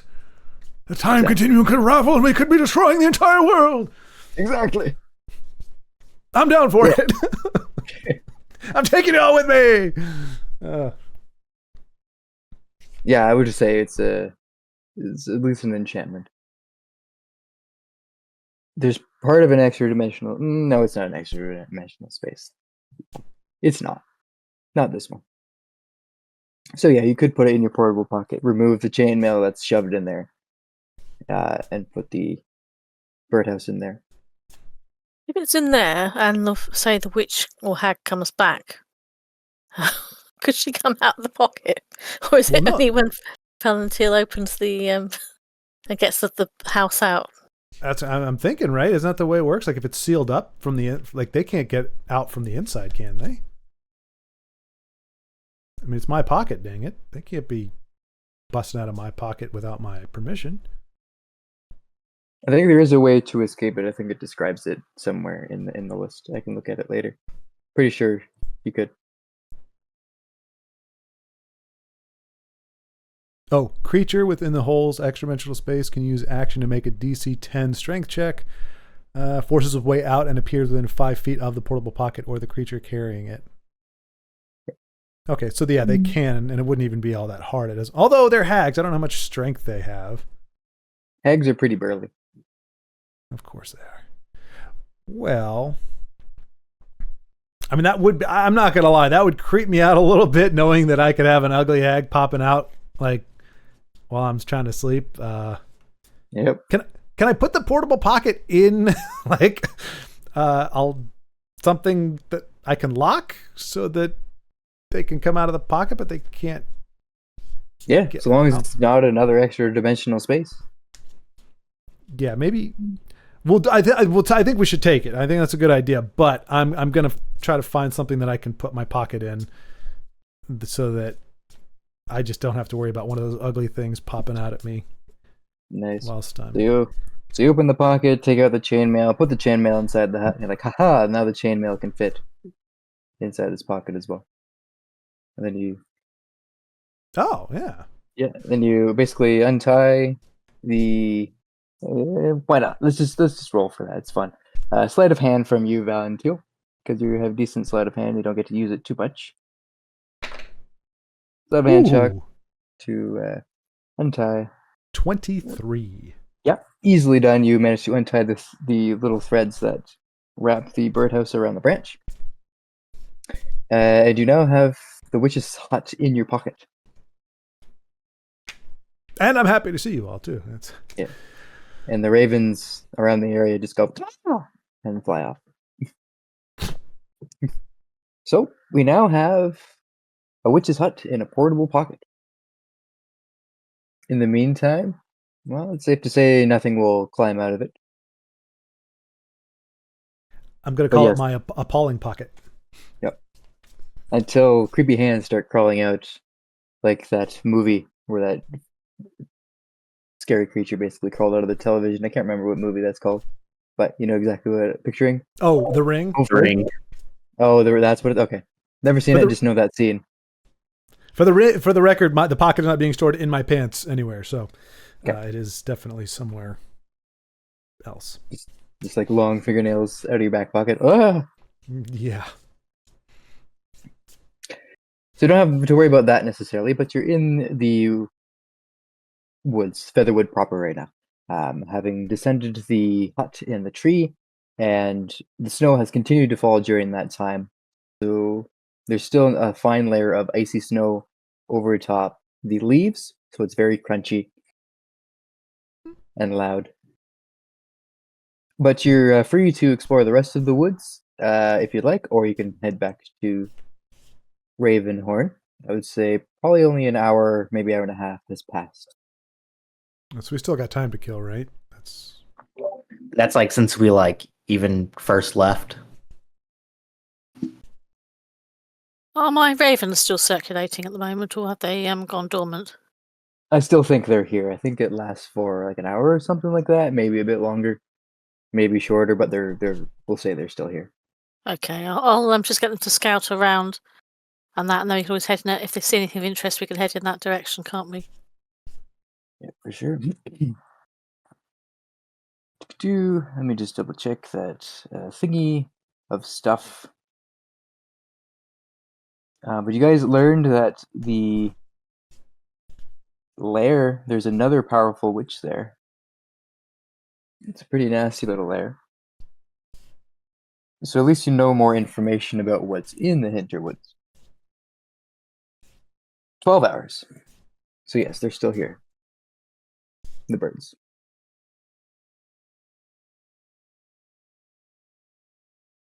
Great. So they scout ahead. I guess I would roll a perception check on the birds' behalf. For the birds. Scout terrain, warn you of enemies, keep you asleep. Keep watch while you're asleep. Not keep you asleep. It seems counterproductive. Ooh, they're the sandbirds. Right. Mr. Sandbird. Bring me a drink. Except they use their beaks instead of sand. I'm awake. Right. I don't know what I am. So if you follow the ravens as they circle overhead, I don't know the way to stat block, but I think they have decent perception. All right. I mean, they're birds. They should have darn good perception. Birdception. All right. So I need everyone to make a survival check, please. Oh, that seems brutal. All right. Let's see. Brutal. I mean, we're going to survival? That's all right. So 14. So let's look for tracks and that kind of stuff. Oh, okay. I thought it meant like literally like live or die. I was like, wow, that's pretty messed up. 25, I good. think. Because I got Was that a 25? 5. Yeah. Yeah, 25 again. Oh, good. Verdan That's good looks 'cause I get down. +6, you see, so it's a good one for Yeah. me. Verdan looks down and sees the tracks of his comrades in front of him. I'm like, I think they went this way. Aces, Verdan, aces. No, actually, you just notice the tracks that of your companions, with a minimum of 5, but with a 25, you notice a few oddly shaped tracks, and they are, let's see, they're kind of splayed out as if a round footprint that had tendrils coming from each side, all around, were to step into the ground, as if you were to take out a tree root, a small tree, and has roots, and then place it on the snow. That type of footprint shape. Oh, okay. So a bit like what these could be potential dryad things that we heard about then. Yes, those guys are in the the Hinterwoods. They could be in these woods, but you also know there's a larger creature stomping around here. Yeah, I'm assuming it would be stomping a bit more than the size of the prints that you just described, though. They are quite large. Oh, they are large. Okay. This is after maybe about 15 minutes of walking into the woods following the birds. And are there any other prints around? Is it just those ones that seem to be? Can we tell if it's like one creature or more than one on the move? Yeah, you can tell it's one creature that seems to be leading deeper to the center of the woods. Okay. Anu, can you smell any scent coming from the prints to give us an idea what type of manner of creature? Can I? Yeah, for sure.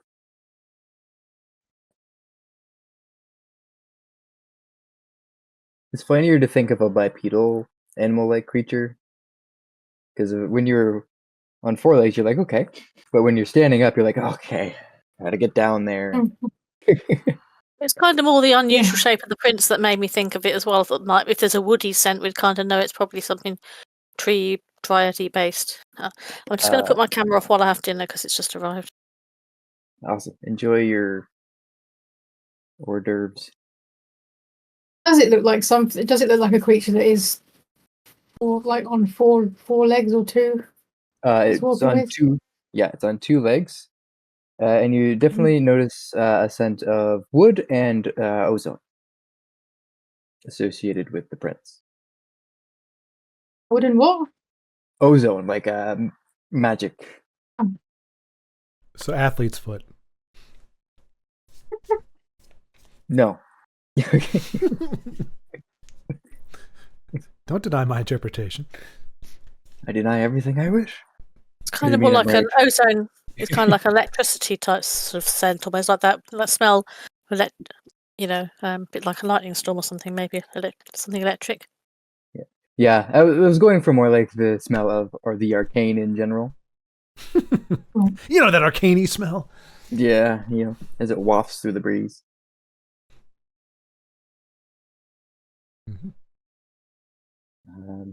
Yes, Did we wooded. follow it? Earthy.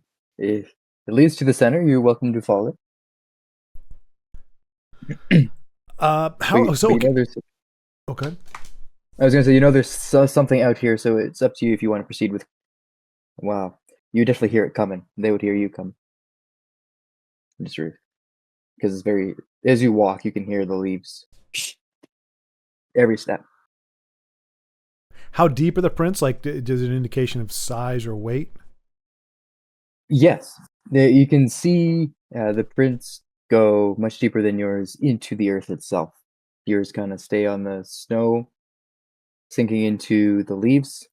The larger prints sink further into the soil, where it's a bit softer and not frozen. So probably obese. A beast? Maybe. Oh, beast. Oh, beast. Is everybody up to fighting conditions? So I see right now I'm at 28 out of 31 hit points. Is that accurate? Yes. After the last battle and all the stuff we've done. Yep. Yep. Yeah. Okay. I did I'm about forget. 12. Hmm. So, Yeah, Arnie was more wounded. Oh, okay. I mean, whatever it is, I don't think we want to go into it. It's we one thing might to not- go we into. might not- Was that? Yeah. Yeah. We might not be up to fighting readiness. Yep. At least you have confirmation that something, the large creature you must have heard a few days ago, kind of likes to hang out in the center of the woods. Cool. All right. Yeah, I think discretion is a better part of valor. Mm. At this Yeah. point, then. Could be like, because there's still one more day for the potion to be done Tonight, essentially. tonight. This evening. Yeah, this evening it'll be ready. Yeah, so if we get something else. Yeah, we could rest. Yeah, go back Maybe- to Ravenhorn and rest. You could definitely do that, yep.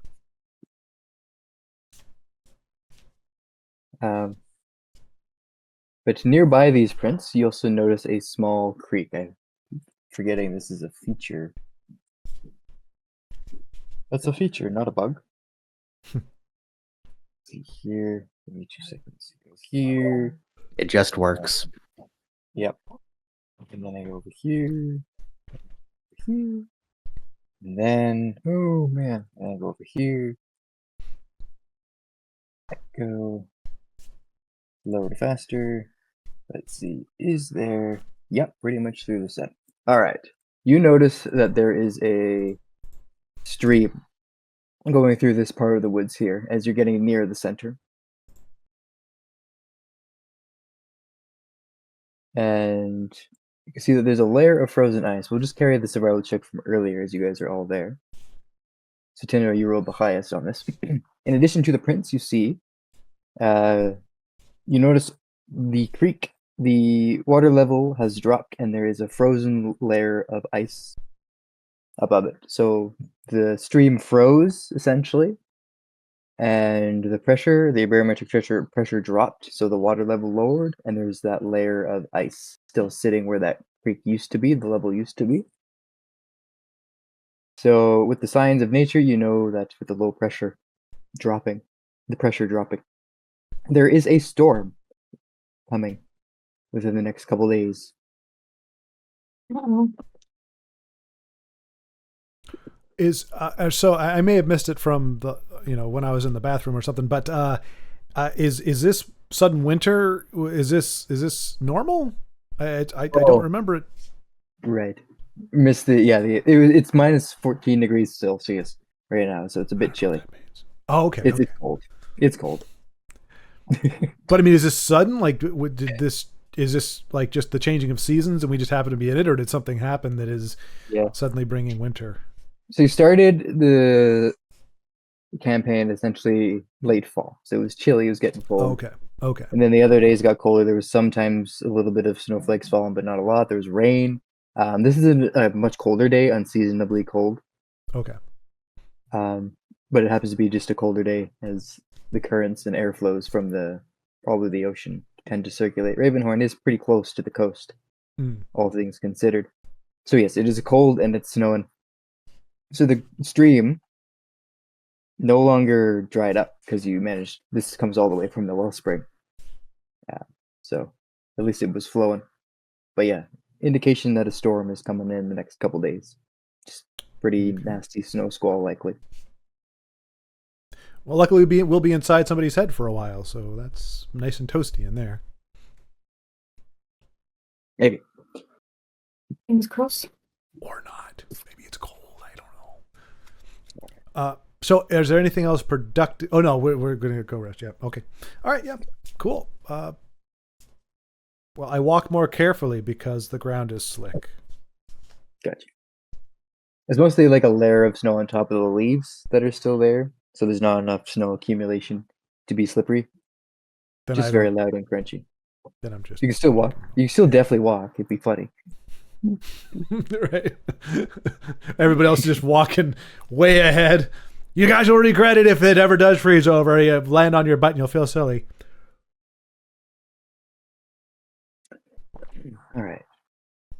After another about 20 minutes, maybe a bit longer of walking back, maybe you cut through the woods the other way, you managed to reach Ravenhorn. Would you like to head to the longhouse to rest up, or to the tavern to take a little nappy nap and chill through the evening, or would you like to check in with anyone first? Didn't Valentil need to talk to what's his face? Favriel? Yeah. Almost forgot about that, but yes, that is a thing. Yeah, I guess I'll go talk to Fabio. Fabio. Is he's not at the boats, right? Is he? No, he was in the tavern last you saw. Oh, right. I blew him off. Yeah. But I did it in a way that he had no idea that's what I was doing. Very Blew him subtle. off, eh? Yep. Huh?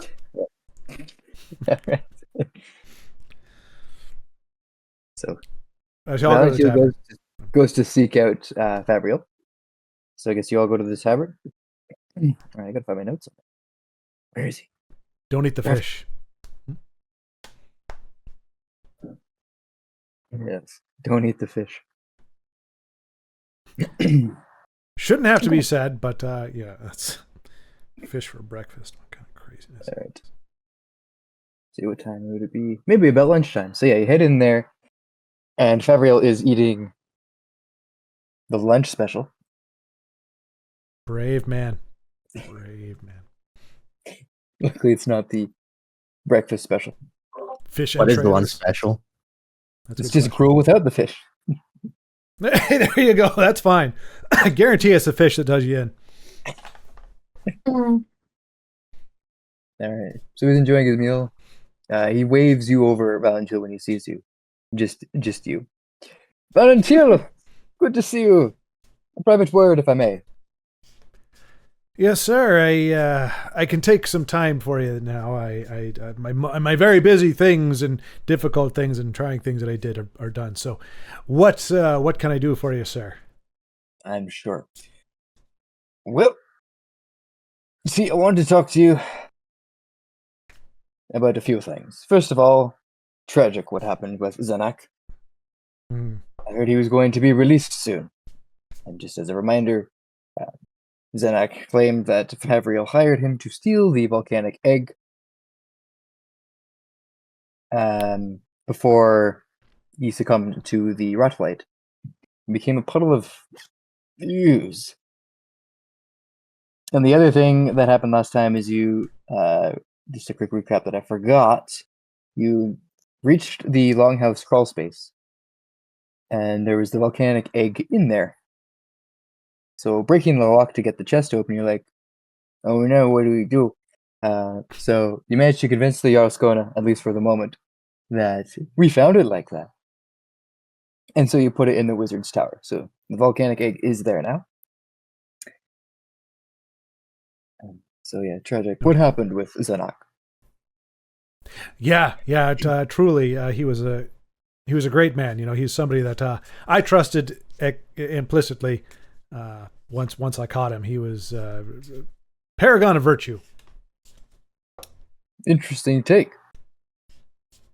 Well, you didn't know him like I did. I mean, when you taking a bounty on a guy like that, you really get to know him. And he told me some things. Oh boy, he told me some things. And yeah. You wouldn't believe this crazy thing he said. It's absolutely crazy, ridiculous is what I told him. I pointed to him. I said that's the most ridiculous thing I ever heard. But he said that you'd actually hired him, is what he had said. Did he now? Yeah, isn't that crazy? I said there's no way he would have hired you to steal an orb. This is the most cockamamie thing I've ever heard. Am I right? I would totally agree.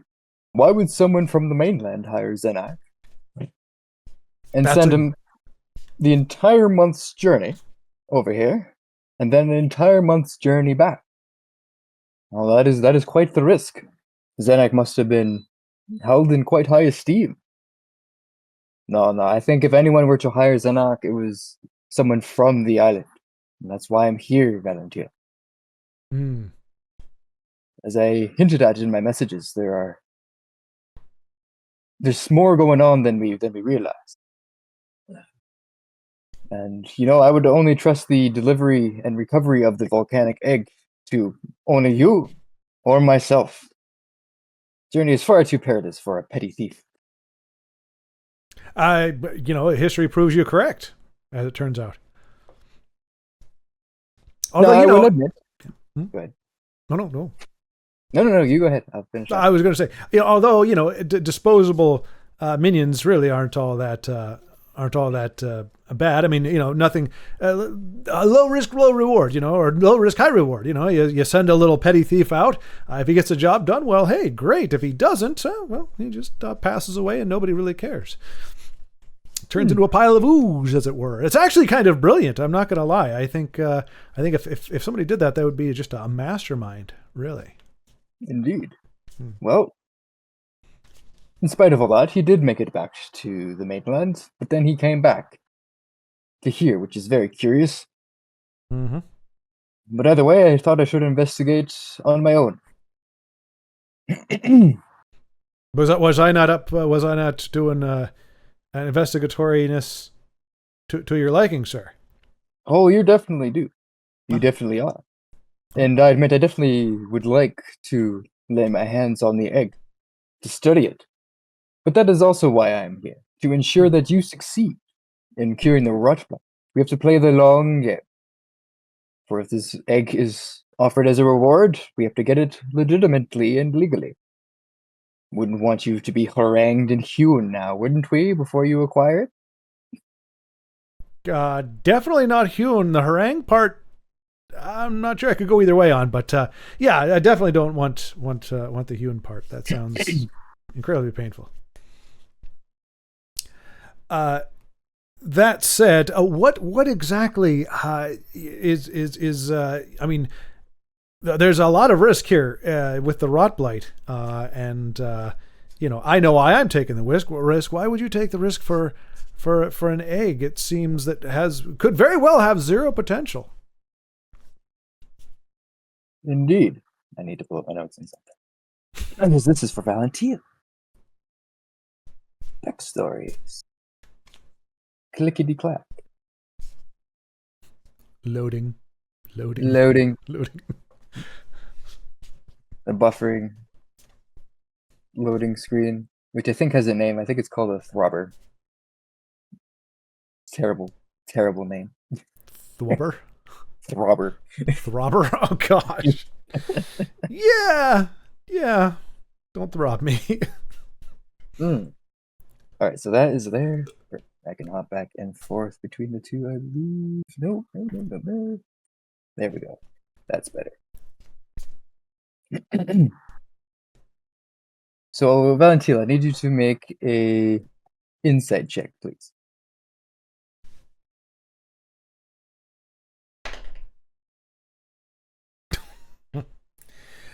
It's been a long day. I'm tired, so that'd be a 5.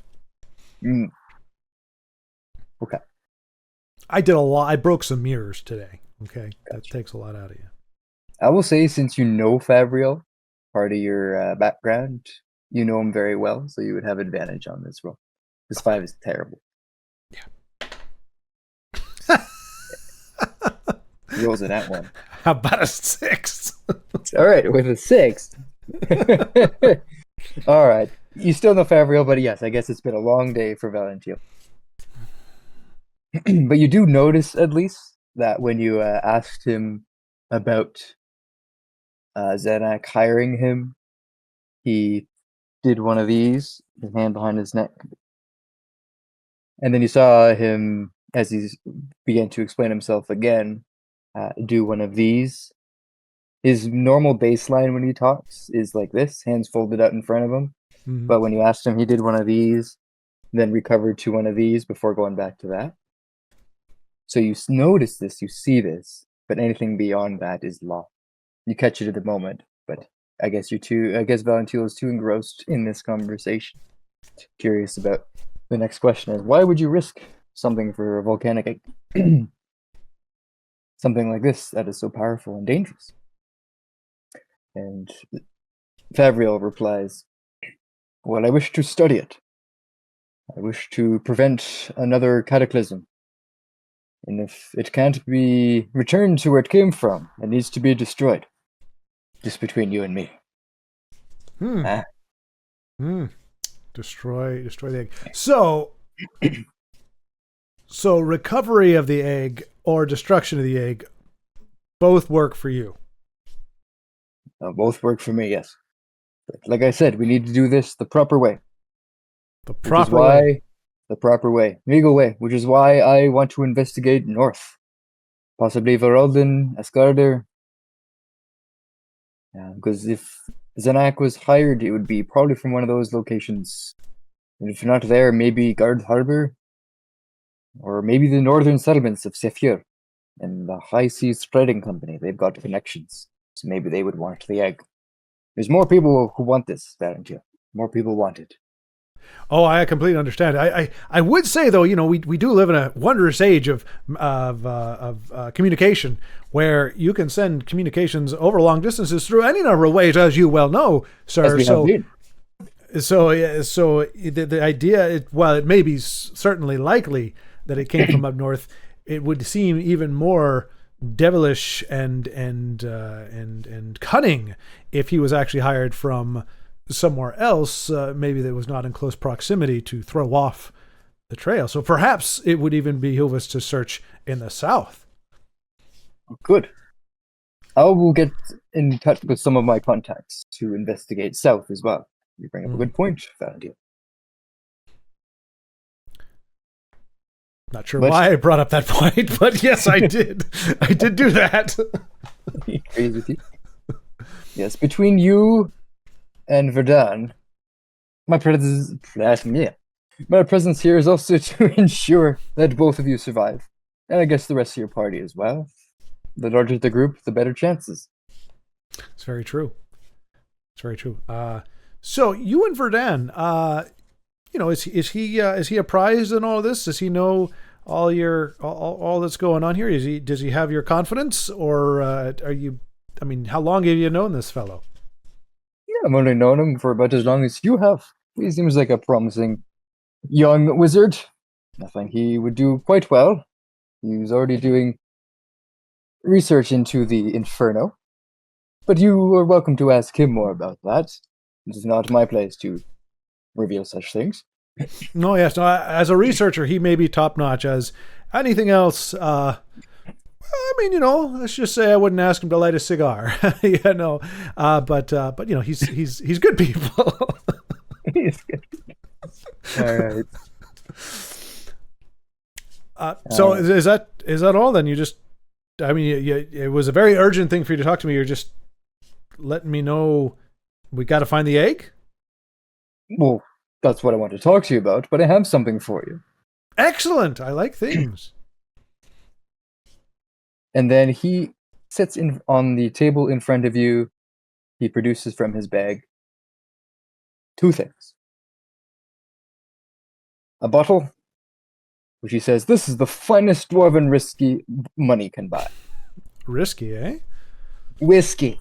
Oh, okay. That sounds a lot better. Okay. And then the other thing is a rock. Sorry, what? A rock. With, I was going to say googly eyes, but those don't really exist. So hand-drawn eyes that look like googly eyes. And it's like, if you ever need to stay in touch, just speak into this rock. Don't worry, people won't think you're crazy. This is a sending stone. I have one too. And he shows it here. He produces his own. It's two-way communication between us. So if you ever need me for anything, and if ever I need you, I can speak into the rock. Do not call it a rocky talkie. That's too common. Wouldn't think of it. Oh god. So here, well, okay. So great. Now I've got this, which probably after I drink this won't seem as crazy. But now, how do I make sure that it's not transmitting all of the time? Only when you speak with it. Like it's a sending stone, so there's mechanically there's a limit to how long the words. I think it's 25 words. and you have to basically speak with intent, like you intend to use the rock. And then when Okay. you intend to use it, you speak 25 words, and then it sends it. Okay, so this is not a my thing was this. This is not a spying on me device. No.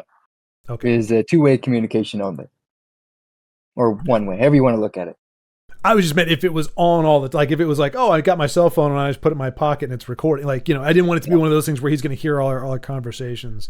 Nope, it doesn't. It's not a spying rock. It's good talking rock, rock in which you talk, into which. Rocky talkie. Ah.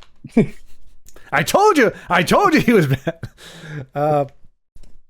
Well, good. Well, thank you for the whiskey, and yeah, no, I'm happy to take the rock. Does anybody else have one of these rocks, or is it just you and I?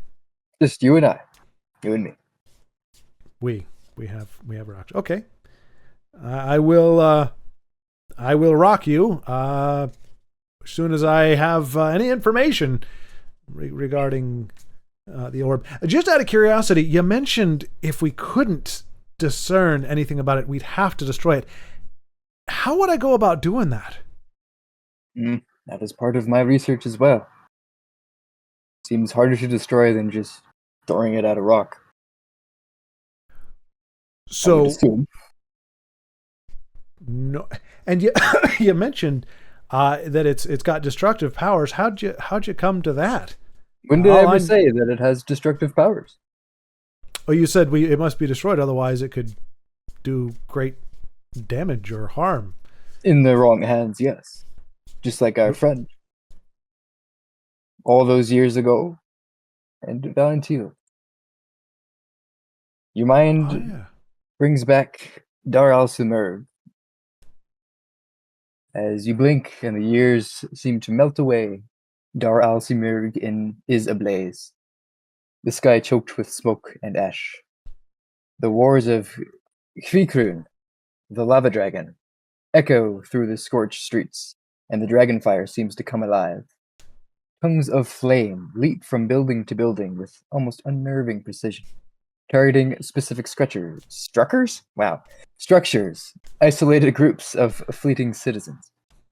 You remember a family huddled behind a crumbling wall, only for a tendril of fire to snake around the corner, burning, hunting.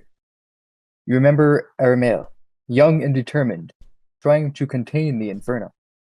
You remember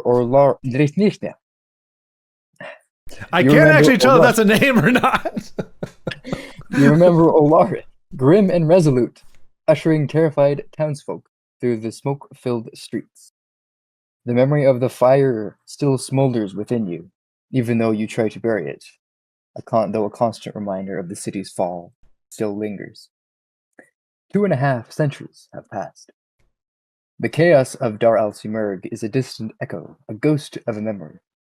You worked with Favriel before then, and afterwards. You know him. And for him to cross the sea speaks of considerable purpose. He speaks of the Rotlight, a shared concern. But what Zenak said about Favriel hiring him makes you question Favriel's presence here, as you've been discussing. Favriel sought you out just 2 weeks prior, requesting your services in apprehending the thief. A simple task, or so it seemed at the time. Now, with Favriel's unexpected arrival, or maybe it was expected in certain ways, that seemingly insignificant event takes on new light. It's a thread, perhaps, in a larger tapestry you've yet to uncover. A thread that seems to pull the volcanic egg back into focus. Yeah, that's exactly what I was thinking.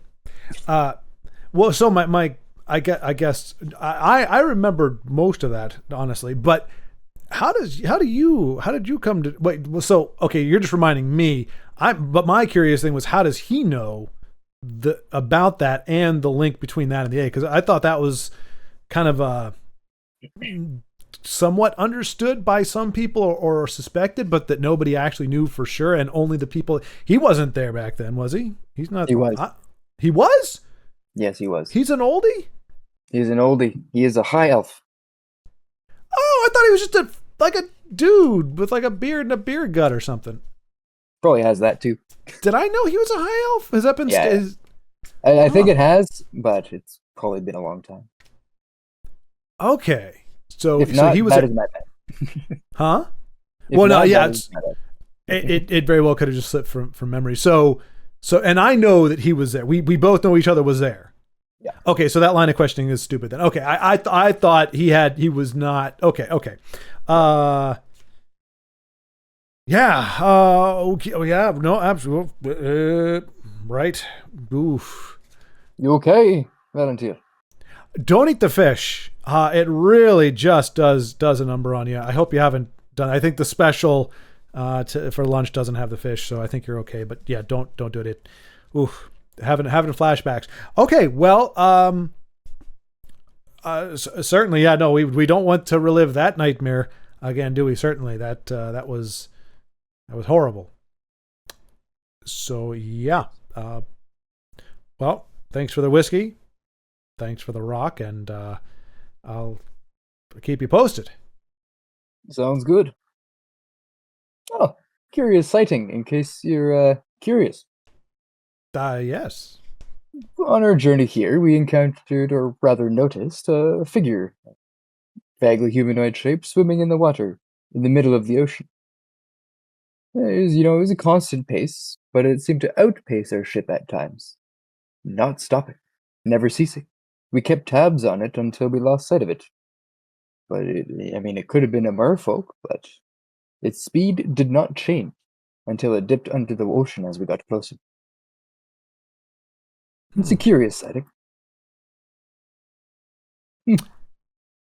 Hopefully your journeys are full of curious sightings that aren't dangerous. And Teal, Well, enjoy the whiskey.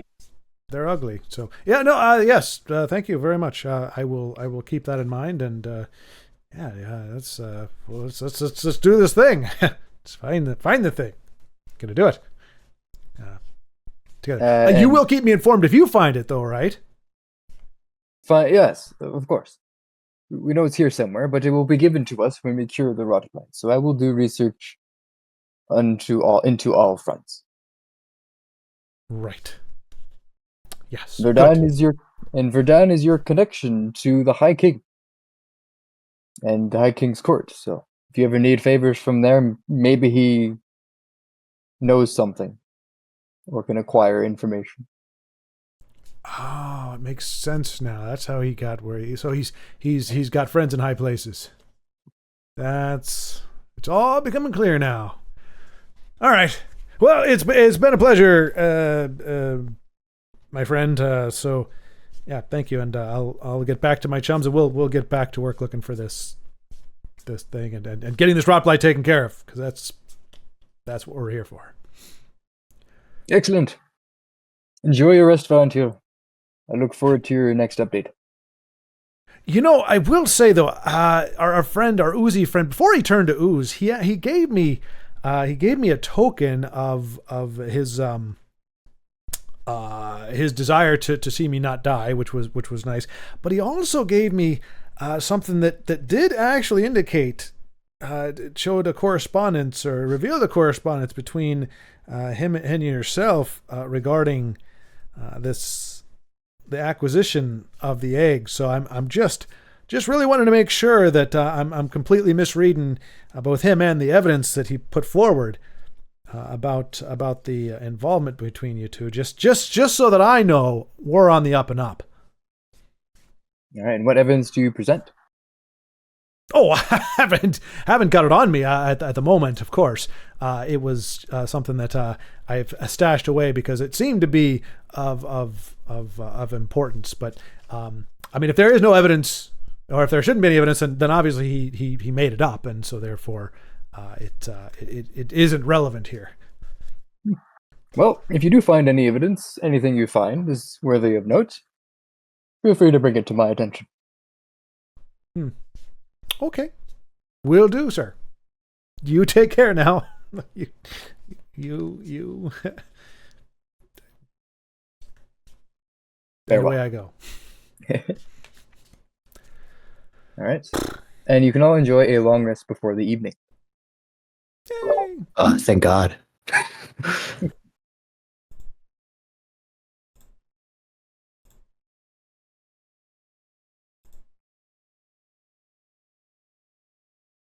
I will add the whiskey to your inventory later as well.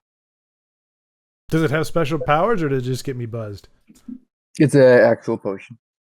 Oh, it's a potion. Yeah. What does it do? It is called Rejuvenating Draft. When you drink this potion, I have to decide on the rarity, but you gain spend hit dice. So when you're during a short rest, when you heal and you roll your Oh. dice, Right. if you can recover them. Oh, nice. Okay. Sweet. More helpful than any other alcoholic beverage I've had so far. I was about to say you should. I was about to say you should share, but okay. I thought it was just regular whiskey. Oh, I was not going to be drunk. I don't care. It's worth to share.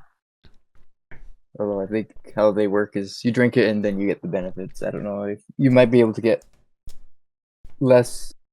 maybe we'll get fewer benefits if each person drinks it rather than like 1d4 hit dice. It's one each, for example.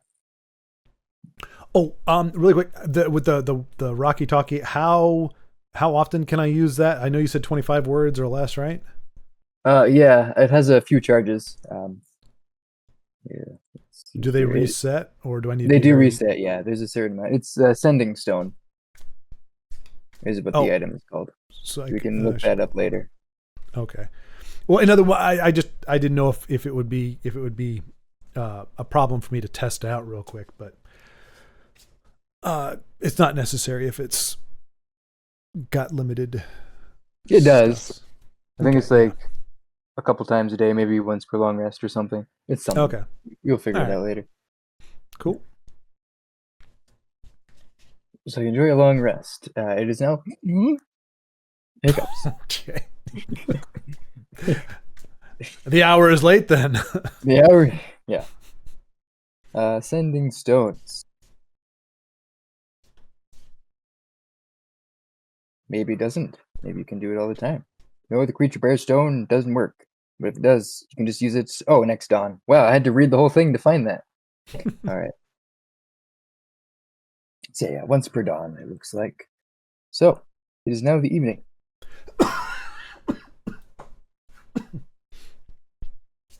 Where would you like to go? Well, I guess that potion's ready now, right? So we can go over there. Let's get over to the longhouse. Yeah.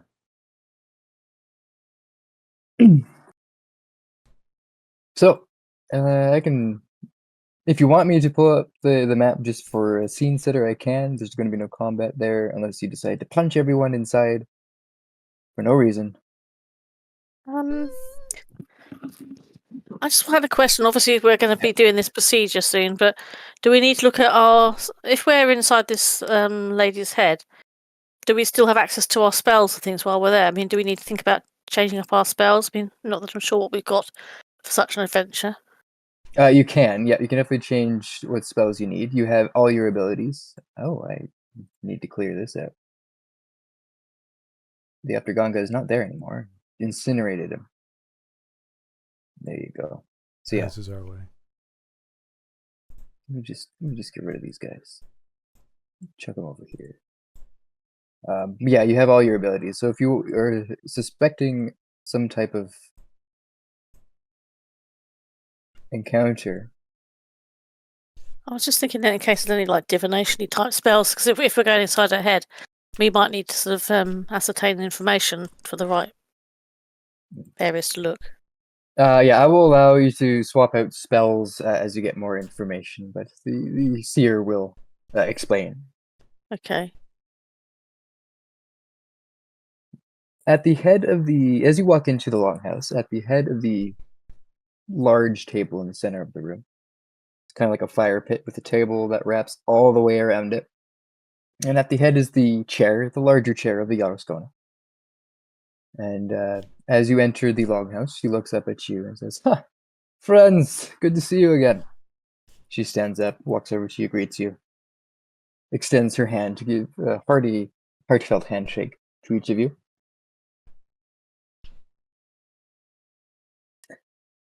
And then she looks, I think it was Arnu. I think it was all three, maybe Tinra stayed back. So I think it was Arnu and Verdun who encountered her as she was going for a walk when they had the chest containing the volcanic egg, if I remember correctly. So she looks at Arnu and Verdun and says, "You lied to me. You said that, well, the lock of the volcanic egg's chest was broken," she whispers in low tones as she kind of leads you away to a corner. "I've initially believed you because the Updraganga destroyed the entire dungeon and could have easily smashed a hole into the crawl space and smashed anything in there. But despite all this, you sought me out. Then you hid it in a safe place. I have verified that it's safe. So despite your intentions and your curiosity, you are forgiven in this instance." Thank you. Hey, For as we shame said, you. as we said before, we weren't looking for the egg necessarily. We didn't know it was there. We found it by accident, so that's why we wanted to rectify our mistake. We were hoping you wouldn't find that out, but glad we can put it behind us. I agree. And because you have honor, Some with somewhat. intentions. Yes, somewhat, then I would ask you to come with me. It's about Frauga. So she leads you to the room where Diola is resting. Frauga is in the corner, just kind of kneeling on a mat or something like that. And then the Jarl's going to lead you to her bedroom. It's an open door, just so they can speak privately with you lot. And she says, "Well, I suppose you hear about the potion. She's finished the elixir. But I'm worried about Frauga. It seems like any information, anything we tell her, she just ignores.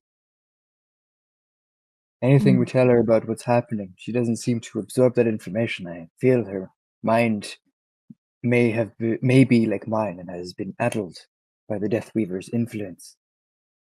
Oh, she's just a little slow.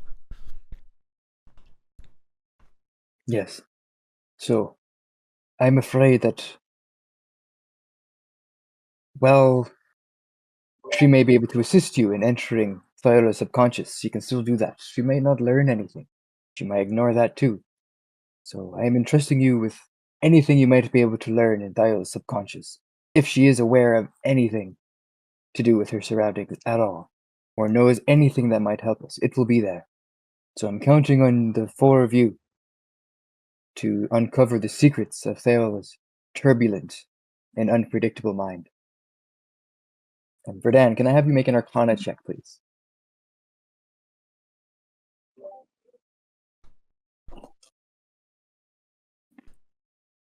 Dirty 20. Nice. My cookie now. A dramatic pause lingers over the room. Tension builds. You hear loud chewing in the skies. What is that? He's approaching the thunder, if I'm not mistaken. Right. Oh my gosh! The storm is upon us. Oh, water! Oh, I've been hit by what seems to be a breaded material of some kind. all right. Apologies for that. But you know, with a dirty 20, I think you know that this information has been revealed to you. that she's a simulacrum. I only caught the instigating part of that cough or sneeze, so that was interesting sound. It's like banshee. But I think Verdun was informed that Frauga's form is a simulacrum here, which is an illusory snowman, essentially. And if not, do you reveal that information to Verdun, the three of you? Because Yoskona Ravina just seems to think her mind is addled, but you know the reason why she can't learn any new information is because she's not actually there. Mm-hmm. So this will change the knowledge check depending if you know she's a simulacrum or not. But she had a year missing, didn't she? Remember when we talked to her before? Yeah. That's how we found out, wasn't it? Yeah, but either way, because I can't remember if you were told or not. So let's say that knowledge was passed around. If you guys did that, because it could have been just forgotten to be mentioned at a time because it wasn't relevant. But since she is a simulacrum, this could be the last time you are able to ask Kraga any questions. For it, the magic involved might be enough to poof dissolve her snowy form. No. It would be long and held sustained long enough. You would know Verdan, having experience with divinations and seer magic, Sather magic, that she'd be able to hold on long enough for you to gather information, because time passes differently when you're in a subconscious space. But afterwards, it could be enough to cause the simulacrum to collapse. Okay, so what you're saying is like we'll have enough time to ask her some important information, and then afterwards we'll have to probably locate her. Yes, you'll have to find her resting place. But if there's any pertinent questions you want to ask her, any information that might be relevant from like a year and more, but anything you might want to know, now would be the time. I guess before we go in, because I think this all happened before Verdan joined the party. Yeah. So I guess I would have to lean on everyone else to be like their knowledge of what's been going on, because I don't know really what's going on other than that she was unconscious and that we're going to remind. Yes. You know this information based on seer magic you've encountered before. That part, you know. But anyway, so you know the magic would be powerful enough, regardless of any context surrounding questions on your behalf. If you relay this to the group, they would have the opportunity to ask any questions they wish. Otherwise, yes, before they go into the subconscious. Otherwise, the chance would be lost. Okay, yeah. So everyone, jot down your questions. We might only have a limited time to ask this. I don't know what this lady's deal is, so I'm just letting y'all know that there's a time limit. Well, not a time limit, but we got one shot at it. How do we know for certain that she's right about the fact we'll be able to find her way back out again? She'll get you out. Yeah. Wait, the snow woman? Yeah. She said she's going to guide you as a raven, I believe, last time. But she could die. Was it? When you basically when you exit, having completed your task, Kraga's simulacrum will dissolve into a puddle. Oh, I thought you were just saying it could happen at any time. It's like, well, No. that doesn't seem to be very reliable. It doesn't seem an incentive to go in otherwise, does it? That's what I wanted to check. Maybe so. She's missing about at least a year, probably 18 months worth of knowledge, isn't she? And I forget how we managed to. It was something about we were asking questions about how long the rock blight had been going on. That's how we found out, wasn't it? Maybe if we ask her again about the her memories of when the rock blight and the undead arrived, because I seem to recall there were more undead than there were bodies in the temple. And did she have any thoughts on that? Right. So, oh yes, if you Verdan, as you say this, I'll hold on to that question in a sec. Ravina looks at you and says, "Why? What do you mean? What do you mean?" Oh, yeah, she's a simulacrum, so she's a snowman actually. So once we come out, she's gonna melt and dissipate. You know this for certain. Yes, I'm a wizard. My master is a seer, so I'm well versed in this type of magic that's going on here. Then that means Praga is dead. This is very troubling news. Then Ravenhorn won't have a seer, and hasn't for some time, it seems like. That is another matter. Why would she go to Ravenhenge when she I was going knew to the path say, was dangerous? maybe she's not dead. I mean, she might be hostage somewhere, mightn't she? Yes, that's true. But with what we know around here, I'm inclined to believe the former. If she just died, why would you put a fake one in her place? It just doesn't make sense. Maybe to preserve the practices she had, but I'm not a seer, I would not know. I will leave But- you to it. I was gonna say, would Verdad know that? I guess it's like maybe some kind of failsafe that she did, like Good. to herself. Yeah, it could have been something like that. But yeah, Ravina stands up and leaves the room, unless you'd like to ask her anything else, but she goes back solemnly to finish her meal, her dinner. And then Tinra, you asked about the many rot-blight creatures that stormed out of the tomb. As you now approach Fraga, as she kneels on the mat with her eyes closed, she opens them. Oh, yes. Good to see you, friends. You're asking about the Rotblight's onset. Well, we know how many dead are buried in our tomb, but they seem to far exceed that amount on the initial onslaught. There was probably dozens and dozens more. So we suspect, and based on what I have divined, that there is a connection to Helheim, from which they came. Stormed through the tomb, and then out ravaging half of Ravenhorn before we could stop the army. And do you remember when the observer first turned up? Just the timing. Was it at the same time or a bit later? Shortly after, maybe a few months. That is when the observer turned up. It was shortly after the great ward was dropped on Blighthorn.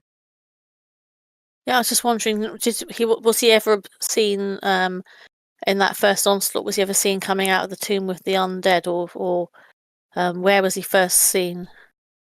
Was it in that general direction?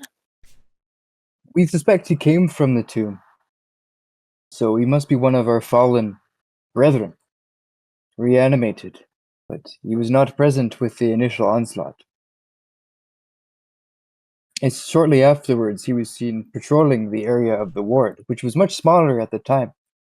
It only covered the tomb and the immediate entrances, but Archwizard Thraven has had to expand it a few times as the devastation grew. Does seem likely he's from the tomb, then, doesn't it? The Deathweaver certainly is. At least Fraga seems to think so.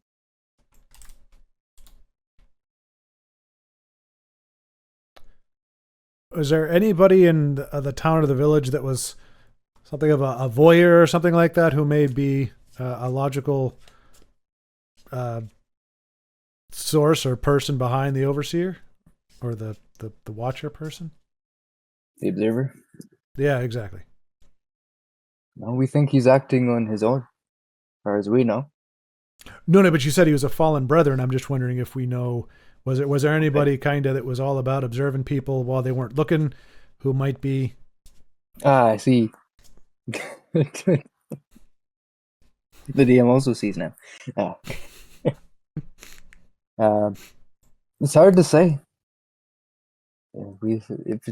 If they were reanimated, they could be changed in any purpose that the reanimator deems fit. Could be a person, could be magical forces. So it's possible, but we don't know anyone who would do this kind of thing. Just stand there and watch you all day.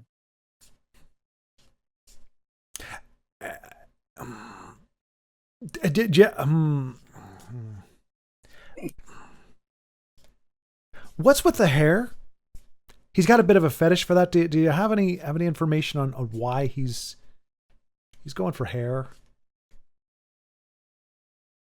I mean, we know what happens when he gets the hair, but is that been a thing? Is people getting their hair stolen all the time, or is there a particular reason why? Were people's hair getting stolen before this? Do you have any other questions for me? Do you know where we Yeah. might find any other seers at all? Just for no reason, just in case we can't talk to you. My master is a seer. Just saying. Yes. Is there a particular practice you're interested in learning more about or getting in touch with?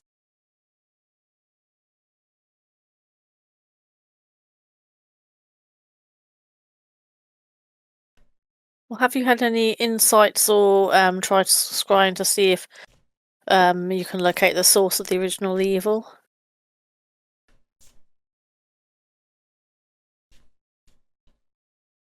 I think if... Let's see. Sorry, can you repeat that question one more time? I just need to think about it for a sec. Denise. I was saying, when you've been doing scrying and your sort of seeing ability, have you been able to divine any insights into the origin of the of this evil that's come upon the town? Yes, you definitely would have. Let's see here.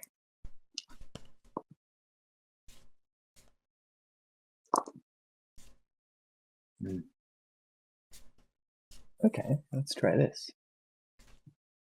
Give me 2 seconds. You see her mind kind of go into almost like a trance-like state for a moment.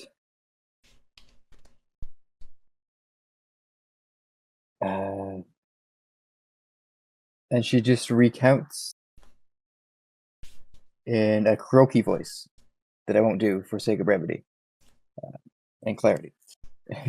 This seems to also resonate with more than one voice. 4 are missing. The threads grow tangled. Each strand stands still. And then she seems to return to herself.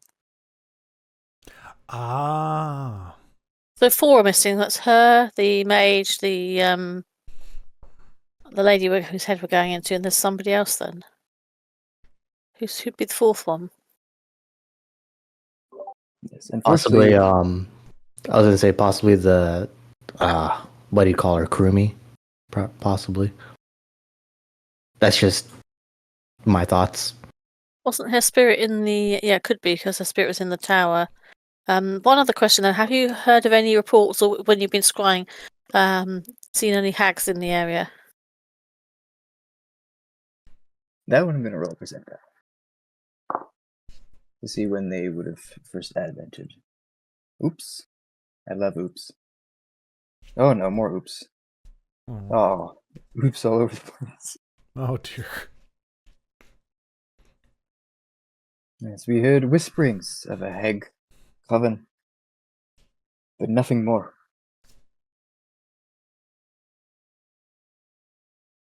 What about a big beast up in where were we? We were no, not the Hinter. Where were we? Featherwood. Featherwood. Any spottings of a big hefty bipedal creature up that way?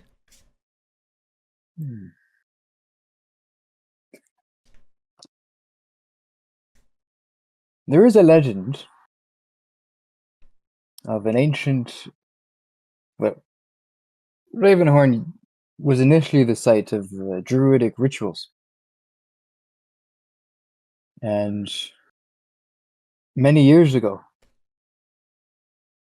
they vanished or fled this site after their experiments and rituals went wrong.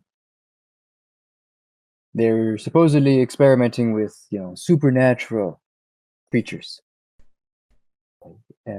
Creatures of celestial nature. Odin's ravens. Fenrir. Jorjagander. The world serpent. But when the experiments went wrong, they fled this place. And only their dead remain. It is said that there is an ancient tomb containing what's left of them near Ravenhorn. And legend has it that during a full moon, one of the beasts rises, prowls the night, rises and escapes the tomb before returning at dawn. Just kind of walks around? The druids had a failsafe in which they summoned a guard tree to guard the place.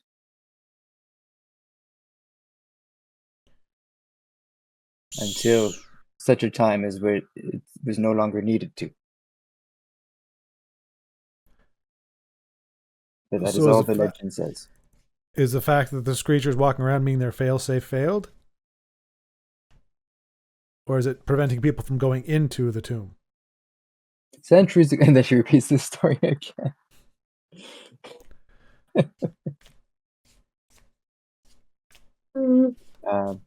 So it would be a fair assumption to say that something happened. So the Gare tree is like if you want to think of it, it's like an ent. Oh, I see. Well, we don't want to talk with it then. We'll be here for quite some time. Luckily, these are, I think they're silent for the most part. They don't actually speak. Nice. They might, though. I'd have to see what their languages are. But yes. Okay. I will be back in a few minutes. That's okay. We'll be wrapping up shortly as well. So, Kate, in regarding our news question as well, you asked about where a seer is. And then she asked, is there a particular practice you're seeking out? Yeah, a moon touch seer. Ah, So, followers of the moon.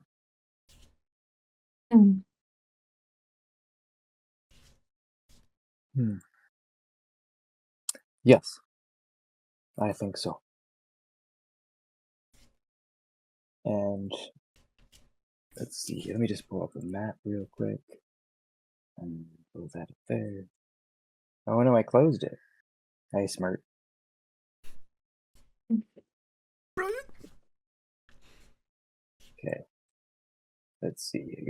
Because I just need to remember the geography here.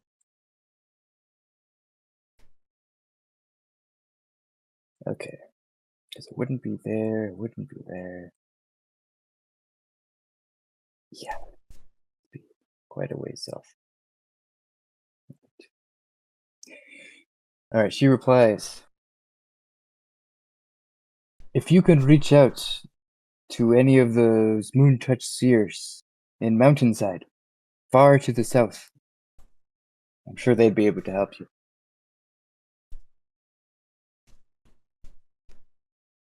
So I can pull up a map here, just so you can see a visual of where the heck that is.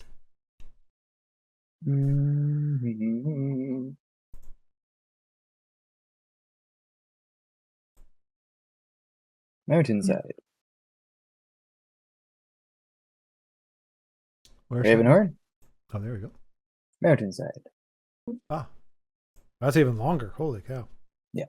So, I mean, like, walking there would be, like, one way to do it, but getting in touch, there's other ways, too, as well. Reaching out through divination, and that kind of stuff. But she just said if you can get in touch with one of the seers down there in Mountainside, the map's not quite loading, so I'm getting the pings, but not the map underneath. Oh, okay. When it shows up, there it is. It's come through now. There we go. So there and So there. that's what. Yeah, that's right. That is a distance. I wonder if I could ship him a Rocky Talkie. Yeah, there are other ways Chuck to it. reach out. To reach out. Okay. Nice. So, does anyone have any further questions for the seer, or we're good with the information so far? You Because the may four not. are No, go ahead. Go ahead. I was gonna say the four that are missing could relate to people, but it also doesn't mention specifically what is referring to. So it could be people, it could be objects, could be things.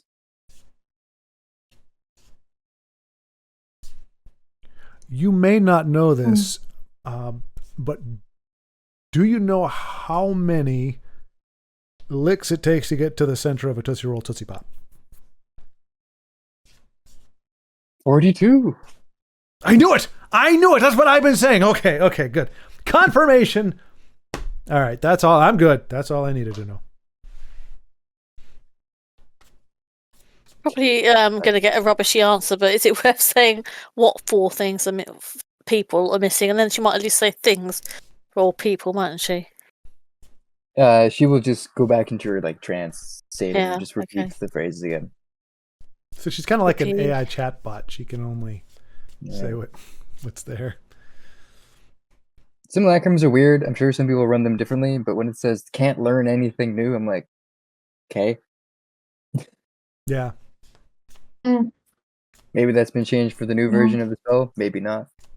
Maybe they clarify what that means. But it is kind of tricky when you think about it. Like what is learning for? Like is learning processing new data? Like it's like where exactly is it just the adaptation of knowledge, or it's like if they're knowledgeable? I don't know. It's because you have the ability to learn, and then you have knowledge, and you have aptitude and all that kind of stuff. So I guess frozen in time, I guess, is the easiest way to think about it. There's just no growth beyond that point where they were created. Yeah. It's heady stuff. Right. So if there are no further questions, Ishio mentioned, all right, I have prepared the elixir with the soporific herbs. They will put you to sleep, but I will watch over you as a raven. But be warned, Viola's mind is turbulent and unpredictable as a storm. I don't know what you will find inside.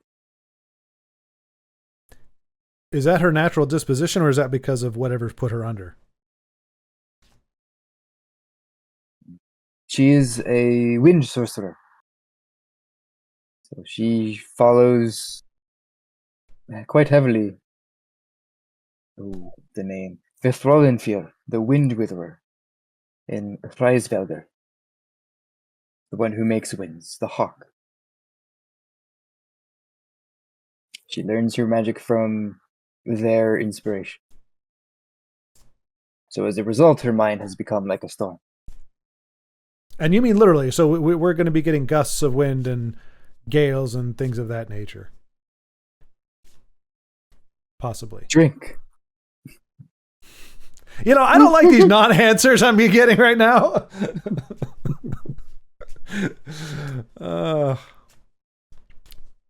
Well, thanks for everything. Bottoms up. All right. So you each take a drink. It's a bowl she hands you. Kind of like a blue color. With a bit of wispy, let's see, teal-like smoke coming off the top. Oh yeah, this seems perfectly safe. Yeah. So, one by one, each of you drink the elixir. And actually, before that, you don't just drink it when you're standing up. She gets you to lay down in the nice little bedrolls that she has for you. Thunk. And then someone else is in a coma. So you lay down after drinking, and then you fall asleep. Entering the storm within.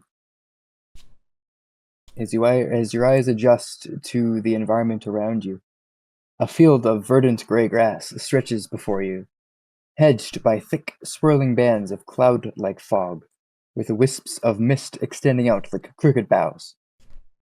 The grass's glass-like blades sway to and fro, blown by an impalpable wind possessed by silence.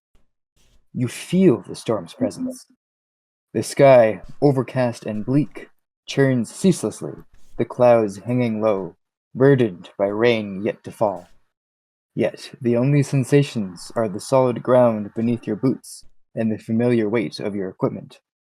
In the distant haze, a concentration of air gyrates above a foreboding stone steeple, lightning flashing around it like frantic fireflies. Yet the only sounds are your breaths and the thud of your footsteps. You recall the dragon's words, Alendrov. Feel the breeze and let the gusts fill your mind, and you will find yourself where you need to go. And that is where we'll end the session.